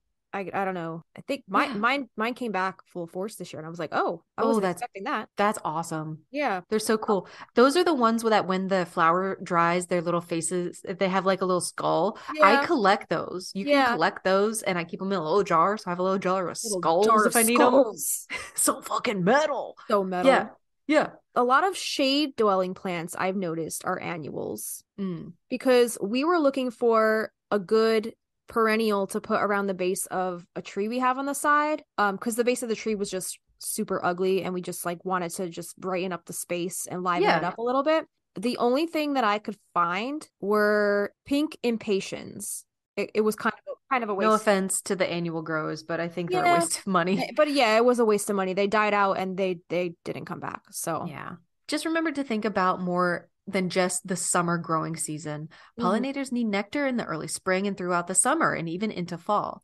So choosing plants that bloom at different times will help you create a bright and colorful garden that both you and the pollinators can love throughout the months. And I've seen on Pinterest like a mapping of a 3 seasons garden and even into almost 4 seasons to have some kind of visual interest. So the plants that do die off in the fall that stay, leave those, don't deadhead them. And then like parts of the country like Justina is in that have snow, it looks so much nicer gathering, I think, on plants like that than if it was all cut down. And I want to just note something about like the wildflower. If y'all go to like Home Depot and stuff, I have one sitting right here. A wildflower packet. It comes usually in like a 2-pound bag. Wow. I don't recommend these because it is only 1.83% seed. The rest is just filler and fertilizer. Okay. So it's okay if you're, again, on a budget and you want to start somewhere. Maybe you have a smaller space. This says it covers 200 square feet. Okay. But I haven't had luck with this coming up. Last year, nothing came. The poppies came up. Okay. But that was about it. I want to recommend looking into a company called Eden Brothers. They're a really good company, and their seed packets, I have an all perennial wildflower seed. It's a 1/4 pound, but it's all seeds, no filler. And I also got a endless summer perennial succession mix. So when one of the species starts to die off, a new different flower is going to come up in that time and replace it. So just consider those. And even you can mix and match like we were talking about earlier. I'm going to throw, there's poppy seeds all over my desk now. No. Poppies and like zinnias. Are zinnias annuals? They might be. My mom gave them to me, so I got to plant them. Save your money. You don't have to buy all that filler. But look into Eden Brothers, and that will be listed below. Cool. Certify your habitat, or is that where we are? Yeah. So this I actually mentioned in our saguaro cactus episode. I wanted to dig a little bit deeper and just share what the requirements are for certifying your habitat as like a natural wildlife space. You're more than welcome to read this. I just wanted to like give a little background, how easy it is to like certify your habitat and really show your property that you care. And it's not a necessity, but it's just like the extra step. And I just wanted to list out how easy it was. All right. So turning your yard, balcony, container garden, or green space into a certified wildlife habitat, these are the steps that you can take. So wildlife habitat gardens are a haven for local birds, butterflies, and other wildlife. Tell us how your yard or garden provides habitat, and the National Wildlife Federation will recognize it as a certified wildlife habitat. Creating a wildlife habitat garden to attract birds, butterflies, and other neighborhood wildlife is fun, rewarding, and makes a big difference. It's easier than you might think. Here's what your wildlife garden should include. The first thing, you want to include food. So native plants provide food eaten by a variety of wildlife. Feeders can supplement natural food sources. So seeds from a plant, berries, nectar, foliage and twigs, nuts, fruits, sap, pollen, suet, a bird feeder, squirrel feeder, hummingbird feeder, or butterfly feeder. And you don't need all of those things. Yeah, they all count individually. Right. Like you don't Yeah. have to have all of those. Isn't that cool? If you have a mini picnic table for your squirrel, it counts. If you put food on the table, it counts. If there's a corn cob on that table, it's Thanksgiving for that squirrel. It counts. Yeah. Yeah. Next, you want to make sure there's water included in your habitat. So all animals need water to survive, and some need it for bathing or breeding as well. From a simple bird bath or shallow dish of water to a water garden or pond, other water sources may include natural features such as ponds, lakes, rivers, springs, oceans, and wetlands.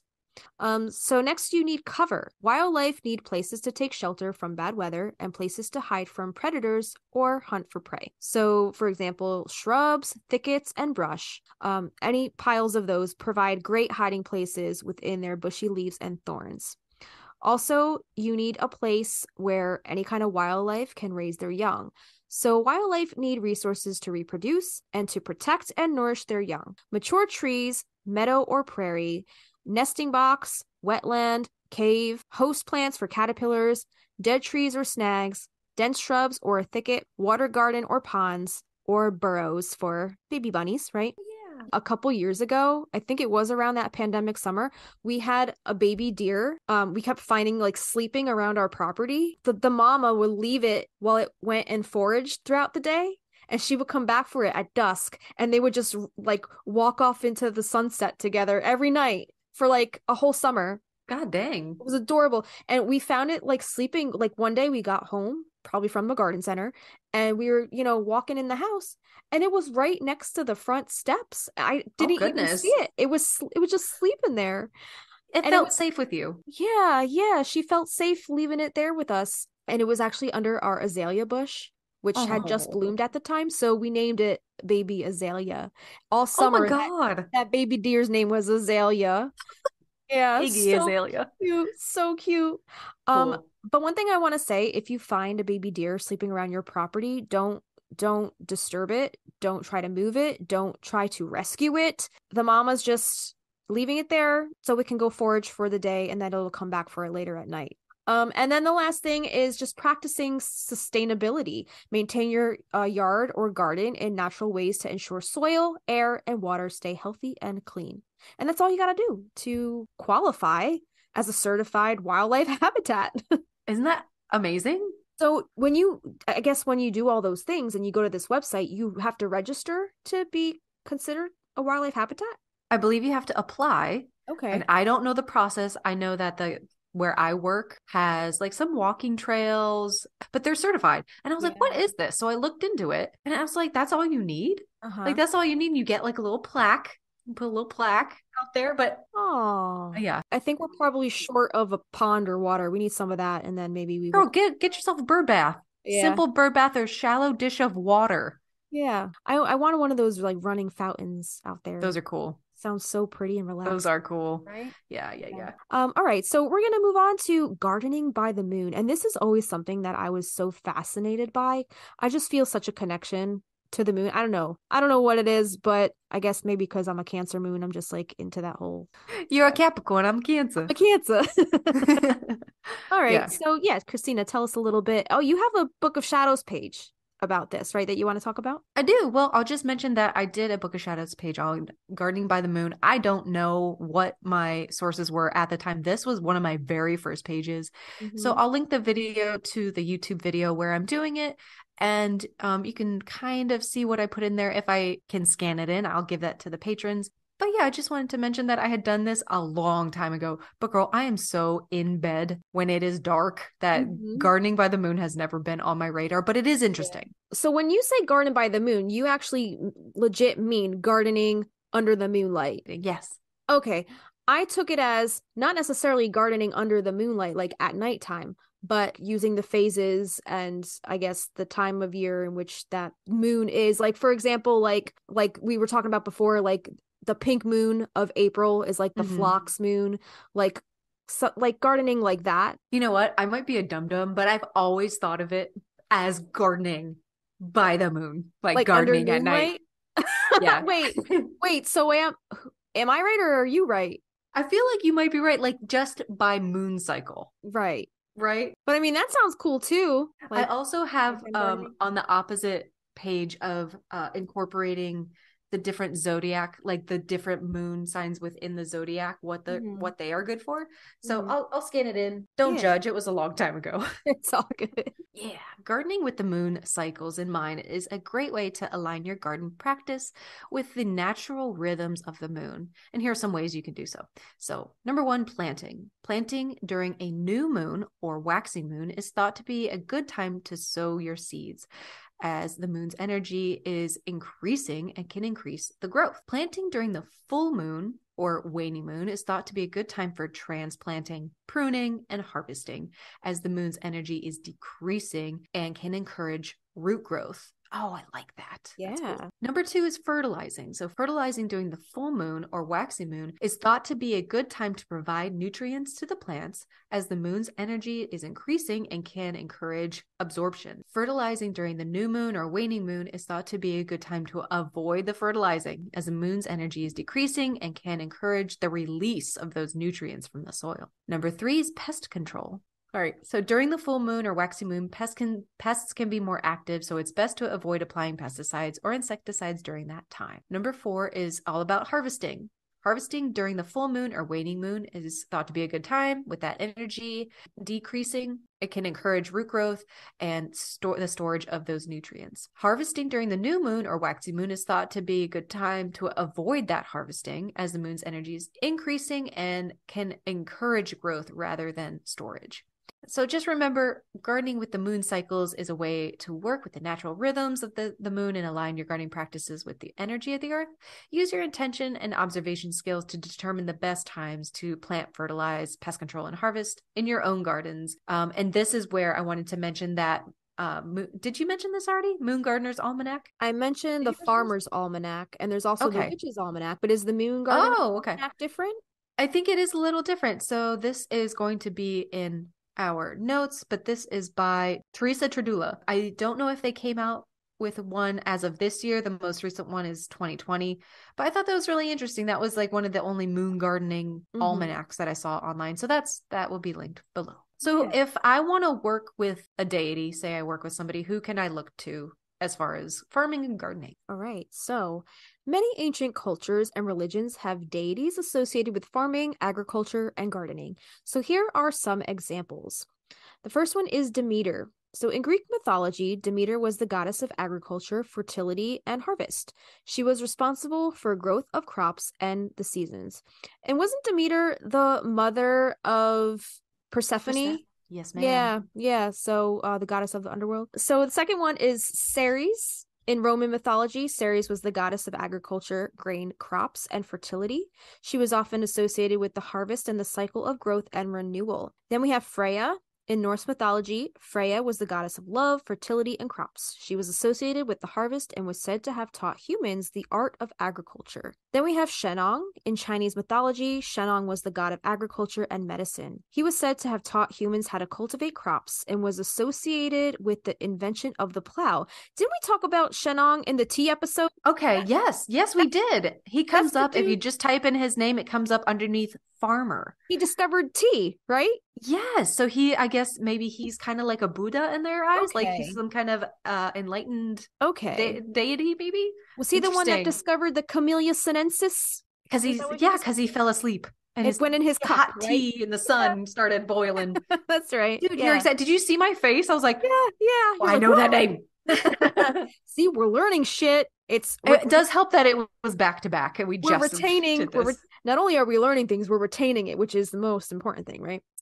So, and lastly, we have Osiris, which in Egyptian mythology, Osiris was the god of fertility, agriculture, and the afterlife. He was associated with the annual flooding of the Nile River, which brought fertile soil to the land. So these are just a few examples of deities associated with farming and gardening, but many other cultures and religions have similar deities that are connected to the earth, fertility, and cycles of growth and renewal. But yeah, there's tons of gods and goddesses and deities that you can work with as far as farming or gardening goes. Those are just a few. The next thing that we're going to talk about is, Kristina, you said you did this, right? You talk to your plants? I love talking about plants. Yeah. You're doing a good job. Keep it up. Yeah.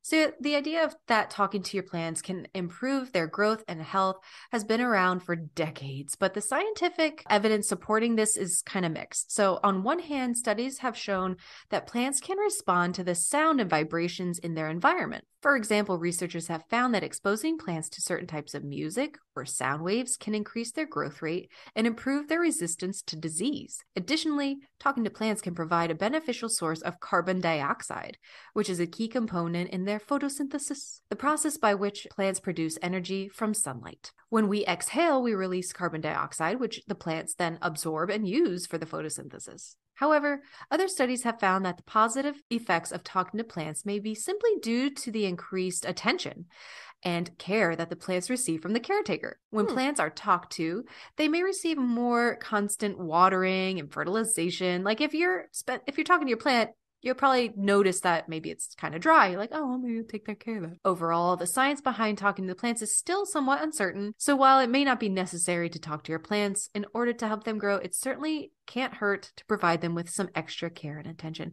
I feel like they definitely, if you're caring from that thing from a little tiny seed, it's almost like a little life that you have in your hands. I hate when a plant dies. It inevitably happens. Yeah. But talking to them, I play music in the greenhouse all the time. I sing poorly, but fill it with music and fill it with, just tell them how you're doing. Just talk out loud. Just tell them, like, if you need to transplant something, like to think about being that kind of, oh my God, I'm growing, to think about being a plant, I'm growing. And you're next to like another little plant because somebody put 2 seeds in a little pod. And then all of a sudden somebody comes to thin you out, pulls you out and wants to put you somewhere else. You're like, what is happening? Yeah. So I just let them know, like, it's stressful. So I'm like, I'm going to give you your own home. You're outgrowing your little crib and you're moving up to a toddler bed all by yourself. You could do it. I'm just going to breathe on my plants from now on. Now that I know it just needs my carbon dioxide. It's like, grow, plant, grow better. Grow better. I was going to be like, what are you doing? Like, what? You don't breathe on your plants? It's probably what his mom does. That's why she's amazing at, she just breathes on plants and they grow. I'm like, teach me your ways, woman. Exactly. That's exactly what you said earlier. Yeah. All right. So we talked a little bit about gardening by the moon. Now we're going to talk about charging our water with the moon. And does this mean water as far as like what we water our gardens with? Yeah. Yes. Okay. I thought you were gonna elaborate. Oh yeah. Yeah. Yes. I thought you had a stroke. All right. So charge your water with the moon, and then you can in turn use this water to, feed your garden, and then use all that beautiful moon energy to make your garden grow.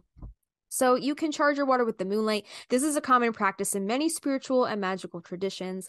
The belief is that the energy of the moon can infuse the water with special properties depending on the phase of the moon and the intentions of the person performing the ritual. So to charge your water with the moonlight, start by filling a clear glass or a jar with water, and then place it in a location where it will be exposed to the moon's light. You can do this during any phase of the moon, but the full moon is often considered the most powerful time for charging water. As you place your water out under the moonlight, set your intentions for what you want the water to be charged with. This could be anything from emotional healing, purification, to protection or increased intuition. You can also add herbs, crystals, or other objects to the water to enhance its properties. But again, make sure they are water resistant, so no selenite or anything like, do your research on your crystals before you start incorporating those. Allow the water to sit outside under the moonlight for several hours or even overnight if possible. When you bring the water back inside, it should have a different energy and may be used for drinking, ritual work, or other purposes. It's important to note that charging water with moonlight is a spiritual practice, and while it may have personal meaning to you, there is no scientific evidence to support the idea that the water has any actual physical or medicinal properties beyond that of regular water. So it's more of like an intentional kind of thing, and like what kind of energies you want to put into the water and what energies you are pulling from the moon and infusing into that water. Yeah. It's all intentional work. Yeah, and that sounds like it's more for the plants inside. But Okay. like if you have an outdoor garden, like feel free to like load up that little water pail or a 5-gallon bucket and leave it in the moonlight. Just try to grab it before the sun comes up. Yep. And if you don't, it's not a big deal. It's okay. And it turns to sun water. Sun water's fine too. Yeah. Totally. All right, so here's some garden folklore, 10 superstitions and traditions. And this is from blog.southernexposure.com, and we'll link that below. So gardening is an age-old occupation, and over the years, gardeners have come up with some interesting ways to improve their production. Garden folklore has helped gardeners decide when to plant, how to plant, when to harvest, and other essential tasks over the years. Some of these traditions have a solid basis. Others maybe not so much, but we'll let you decide. So first of all, never say thank you for a plant. It's a common belief in Appalachia. You should never thank someone for a plant or a cutting. Some folks say it's just bad luck, and others say the plant will die. So either way, best to just give a response like, "What a gorgeous pepper." Wow.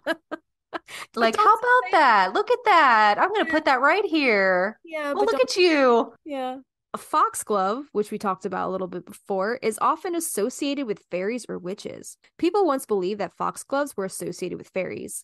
Foxglove grew where the fairies flourished, and planting them would invite fairies into your garden. It was considered bad luck to cut them. Today, some believe that the name foxglove may have initially been folksglove, as fairies were sometimes referred to as the folk. In Norwegian folklore, it was believed they were named foxgloves because fairies taught foxes how to ring the foxglove's bell-shaped flowers and warn each other of hunters. How cute. That's so adorable. Witches were reported to make ointments and balms from foxglove that allowed them to fly. So I guess they use this in tandem with nightshade. Although foxglove may have never allowed anyone to physically fly, there is some tidbit of truth behind this belief. An herbal preparation called flying ointments were once created from various hallucinogenic and toxic plants and allowed the users to have visions. You can read a bit more about this odd tradition here, and it links you to guides.library.uab.edu, and we'll link that before. But we've talked a lot about that on the Belladonna episode. You guys, go check out the Brooms episode and Belladonna episode if you want more. There you go. But never consume or use any part of foxglove in an ointment or herbal remedy, and all parts of the plant are extremely toxic. So another superstition is plant your corn when the oak leaves are the size of a squirrel's ear. So small, right? We still include this one in our corn growing guide. Corn should be planted after your first average frost-free date, and you can usually count on the oak leaves starting to grow by then. Next is plant above ground crops during the waxing moon and below ground crops during the waning moon. That's a good one. Planting by the phases of the moon was once a common tradition and is still used by many gardeners. A common belief was that the moonlight increasing or decreasing each night affected which plant parts would grow best. Increasing moonlight, also known as waxing moon, was believed to encourage the growth of leaves and stems. So it was an excellent time to plant crops like tomatoes, winter squash, cucumbers, corn, and peppers. Decreasing moonlight, also known as waning moon, was believed to encourage the growth of bulbs, tubers, and roots. So it was a good time to plant crops like potatoes, carrots, onions, sweet potatoes, and flowering bulbs. Plant potatoes and peas on St. Patrick's Day. In many parts of the US, it was considered good luck to plant these crops on St. Patrick's Day. This generally works well for folks in Zone 5 or higher. Other folks believe it's best to plant potatoes on Good Friday. The next one is, it's time to plant when you can sit on your garden soil without pants on and not get cold. This is a funny bit of old folklore, but it still rings true. Many vegetable crops need warm soils around 60 degrees Fahrenheit to germinate and grow well. Soil thermometers weren't always as easy to come by as they are today, and gardeners have always been a determined lot. So you make do with what you have. If you can sit on it without the pants, you're good. Go for it. Next, fennel wards off evil. Traditionally, people hung bundles of fennel over doorways. I bet you they're talking about Sicilians because Sicilians love their fennel. They ward off evil spirits, witches, and demons. Some folks went as far as to stuff it in gaps and keyholes to help seal their home from evil. Yeah, my grandmother always has like the fresh like stalks of fennel to chew on after dinner. It's supposed to like settle your stomach. Oh, cool. Yeah, it's I also have a bottle of like fennel essential oil, and yeah, it's like really good for stomach problems and nausea. So next you can add Epsom salts to your soil to fix plant issues, and that's what you said before. So this one's been floating around on the internet as of lately, and this says this may rarely be correct. Epsom salts contain magnesium and sulfur, which plants do need. However, these are just two nutrients your plants need, and odds are your soil isn't deficient in them. If you're having a lot of issues keeping plants healthy, get a soil test and learn how to understand it. I don't use it in my garden. I had just heard you can use it, but I think from what I'm seeing, like it doesn't have everything you need. It's not going to fix all your problems. Right. Okay. Good to know. I always thought salt in general was just bad, but I guess Epsom salts are okay. The next one is stolen plants will grow better. There are a couple versions of this one. Some say it's all plants, while others say it's just herbs. Sometimes stealing the plants is good luck in general, while others say the plant will grow better. This tradition is still alive today, and some people will turn around when giving away plants so that the recipient can, quote, steal them. That's really cute, but that kind of goes back to what I was saying about visiting their old park, and I'm not just saying. Yeah. You know, did you ever notice like in some garden centers, they say on some labels, because some of them are like TM, they're like trademarked strains of that plant or whatever. Oh. So some of them actually say do not propagate. Do not propagate. Yeah. Oh, wow. Some of them prohibit you from propagating the plant. They put like a disclaimer on the label if it's like a trademarked strain of whatever that plant is. But I mean, like who's going to really stop you like if it's only on your property? There's a flower out here called like lady slippers. Uh-huh. And it blooms wild in our woods, but it's illegal to transplant it. Like I don't touch it because that shit look it up. That shit looks like a fairy trap. Oh shit. Lady slippers. And I think it's illegal here in my state to transplant it. What were we talking about on the tea episode? The one that was illegal to grow anymore because it took out like whole ecosystems. I'm gonna find it now. Loose strife. Loose strife. Yeah. There goes my theory about us retaining shit. Yeah, really. All right. So the last one is planting peppers when you're mad will make the peppers hotter. I've heard that one. This says, I'm not sure when this one got started, but it's a fun bit of folklore. So next time you're mad about the weeds or wildlife getting into your garden, add a few more pepper plants and let us know how this one goes. Yeah. So those are just some superstitions and fun little traditions when it comes to gardens. I've heard that planting a pepper next to a tomato will also like increase or make the tomato flavor a little different. Spicy? Also. Yeah, a little spicy. You ever see that TikTok? Why is it spicy? A little spicy. Like our spicy water. I also heard that if you put a little basil essential oil into your tomato plant soil, it will help the tomatoes grow. They're companion plants. If you just plant the basil with the tomatoes, you're solid. Yep. This is such a fun episode. We're kind of coming to the end, but I wanted to wrap it up with like some tech stuff because we are not peasants anymore and we have access to this amazing stuff, which Justina and I talked about earlier, the Picture This app and the sun tracking the sun path. But there's some other ones that I use. I don't know if you use anymore, if you want to list those out afterward, but the only one I really use is the Picture This app, honestly. Okay. So a really big one that I found this year that I blew up Justina's Marco gushing about this fucking thing. It's an Excel sheet. Justina's like getting comfortable. She's like, all right, this is gonna be a minute. Out. This is gonna tickle our Virgo bone for a second. Okay. Tell me about this. I'll do it as quickly as I can. So Floricult, or Gardens for Everyone, developed an Excel sheet to help with your planting needs. It basically, you put in your first and last frost date and it automatically adjusts all these beautifully color coordinated grids to align with when you plant your seeds, how long they take to mature, et cetera, et cetera. And everything is laid out by temperature. So I'm having such deja vu. So, when you plant your warm season crops or your winter crops, but I love this app so much because it does allow you to add your own varieties and your own plants, and say like their default tomato variety matures at, fuck, I don't know, like 70 days. I don't know. But your little packet says 90 days. For some reason, that's not anything, but just you as can like adjust that and simple. it shifts everything within that Excel sheet. So I use this all the time, allows you to change a bunch of stuff. So I'll link that. That's been really helpful. And there's a how-to video of how to use it if you want to use it. Another app that I use on my iPad is called Planter. I don't know if they have it for Android, but this Planter app, I know there's a paid version, but the free version allows you to plan out by square foot what you're going to plant where. And it allows you to take the measurements of your garden bed and put them in and see it and how everything will fit together. It gives you the plant information.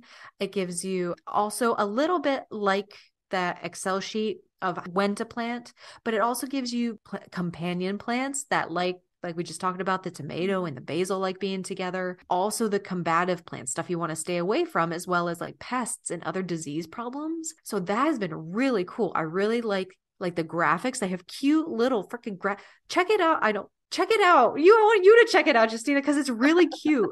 All right, I'll check all it the out. little tiny veggies. So it allows you to drag and drop into your garden and it will show you the amount of space that plant needs.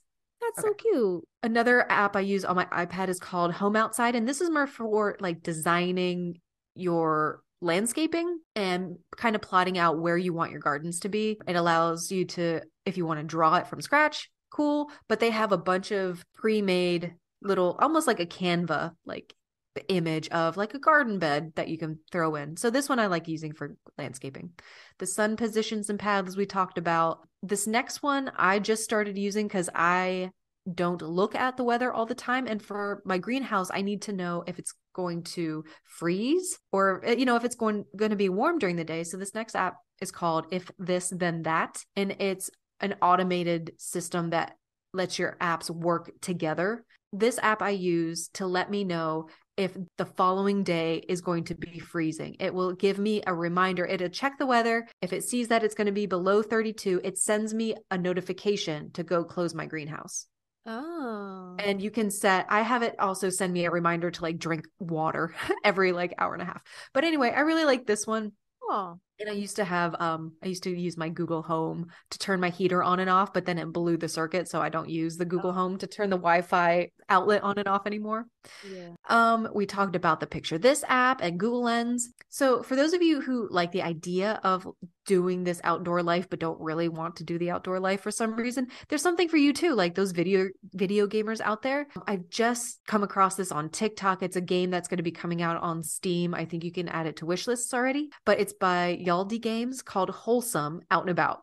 Girl, this game looks fucking awesome. So this is what they had to say on their website. Wholesome is a relaxing and fun life simulator that connects you to nature and teaches you real life skills. Immerse yourself in nature and learn to identify real plants, fungi, animals while cooking delicious and factual recipes and crafting real DIY decorations. Kind of like Animal Crossing. It's kind of like Animal Crossing, but it sounds like all the videos I've seen, they are developing the plant and fungi identification to be super accurate. And even that if there's a lookalike of that plant, they're teaching you how to identify the differences in that plant. One of their main things is to connect with nature. Wholesome has beautiful environments filled with all sorts of plants, fungi, and animals. So you can learn about your relationship with the natural world and what you can do to protect it. Cooking and crafting, all information in the game is real and factual. So if you want to learn how to make an elderflower cordial or horse ice cream, or how to craft pine cone fire starters or a twig birdhouse, just play the game and it teaches you how. Can we play this together or is it like a one-person thing? I don't know. Wouldn't that be amazing? That would be so cool. And lastly, they have on here to make memories. Nothing beats real life experiences, but it's our mission to inspire them. Connect with nature, engage with your local environments, recreate recipes with your friends Oh. and craft decorations from your home. Wholesome will add real value to your life. This looks really freaking cool. You're just basically being like a woodland witch, collecting and gathering and making and crafting. And You have to pay for can't this? wait. I'm sure it's like any other game on Steam that you'll have to pay for. Oh, at some Steam. point. Okay. Yeah, I've heard of Yeah. Steam. All right. Yeah. Cool. I don't know when the release date is, but Yeah. they have a Discord. I'm following them on their Discord now. Okay, cool. Yeah. All right. Yeah, we'll have to check that out. When does that come out? Do you know? I don't know. All right. I'm gonna have to stalk the shit out of that. But what else do we have? We have some dreams from Brasidia Ryan. We got some dreams. Could you imagine if Brasidia was a man? Oh my God, this whole time we're like Her, she. Yeah. All right. So if you dream about a garden, Brasidia says within 3 days, encourage a special person to be more confident, self-assured, self-reliant concerning a special project they are involved in. Do this gently and tactfully. This will convince this individual that they have the skills and confidence to tackle this project, and it will blossom as a result. If the garden is in poor shape, do everything necessary to put young children and young adults on the right track to life. Find out what is lacking in their life and take action within 2 days to keep the situation from deteriorating further. Whoa, that escalated quickly, and she's very precise with like, okay, in 3 days, in 2 days, the shit's gonna. I know. And then under gardener, they have someone will make an unbelievable request and it will be so outrageous that you will take it as a joke. Take this opportunity seriously and make a point of accepting it within 2 days. This will be a once in a lifetime opportunity and you will never regret it. All right. Good to know. Thank you, Brasidia. I just have one more book recommendation that I use. It's called What's Wrong with My Vegetable Garden. It has details about identifying specific problems common with each plant and how to combat them with 100% organic solutions. So I think we've touched on the surface of possibilities as far as gardening with a witchy mindset is concerned. Yeah. We have so much more for you in the upcoming months that we want to talk about that we have kind of hinted at. We want to really talk about like the medicinal garden, the tea garden, culinary, moon gardens, baneful herbs, plants for natural cleaning and skincare, like so much stuff. But I think that's all we have for you guys today. You guys, we have some socials. You can check us out on patreon.com/Magnolia Street Podcast or on Instagram at Magnolia Street Podcast. We're on the TikTok at Magnolia Street Pod. We have tiers ranging from $1 to $15. Go over there. It's a grab bag. See what you like. If you don't like it, that's fine too. Leave us a review on Apple Podcasts. Yeah, we want to know what you think. If you think we suck, we want to hear about that too. At least we know we're being listened to. And give us a 5-star rating on Spotify. Yes, please. It's anonymous, so even if you give us a 1 star, we'll never know it's you. It's fine. But yeah, that's all we have for you guys today. Just going to keep this outro short and sweet. We have a minute on the clock. Catch up with us on Instagram. We're over there on the daily. So we love chit-chatting with all of you listeners and we love to hear from you soon. So with that said, I'm Justina. I'm Kristina. And we'll see you next time. At that house down the street.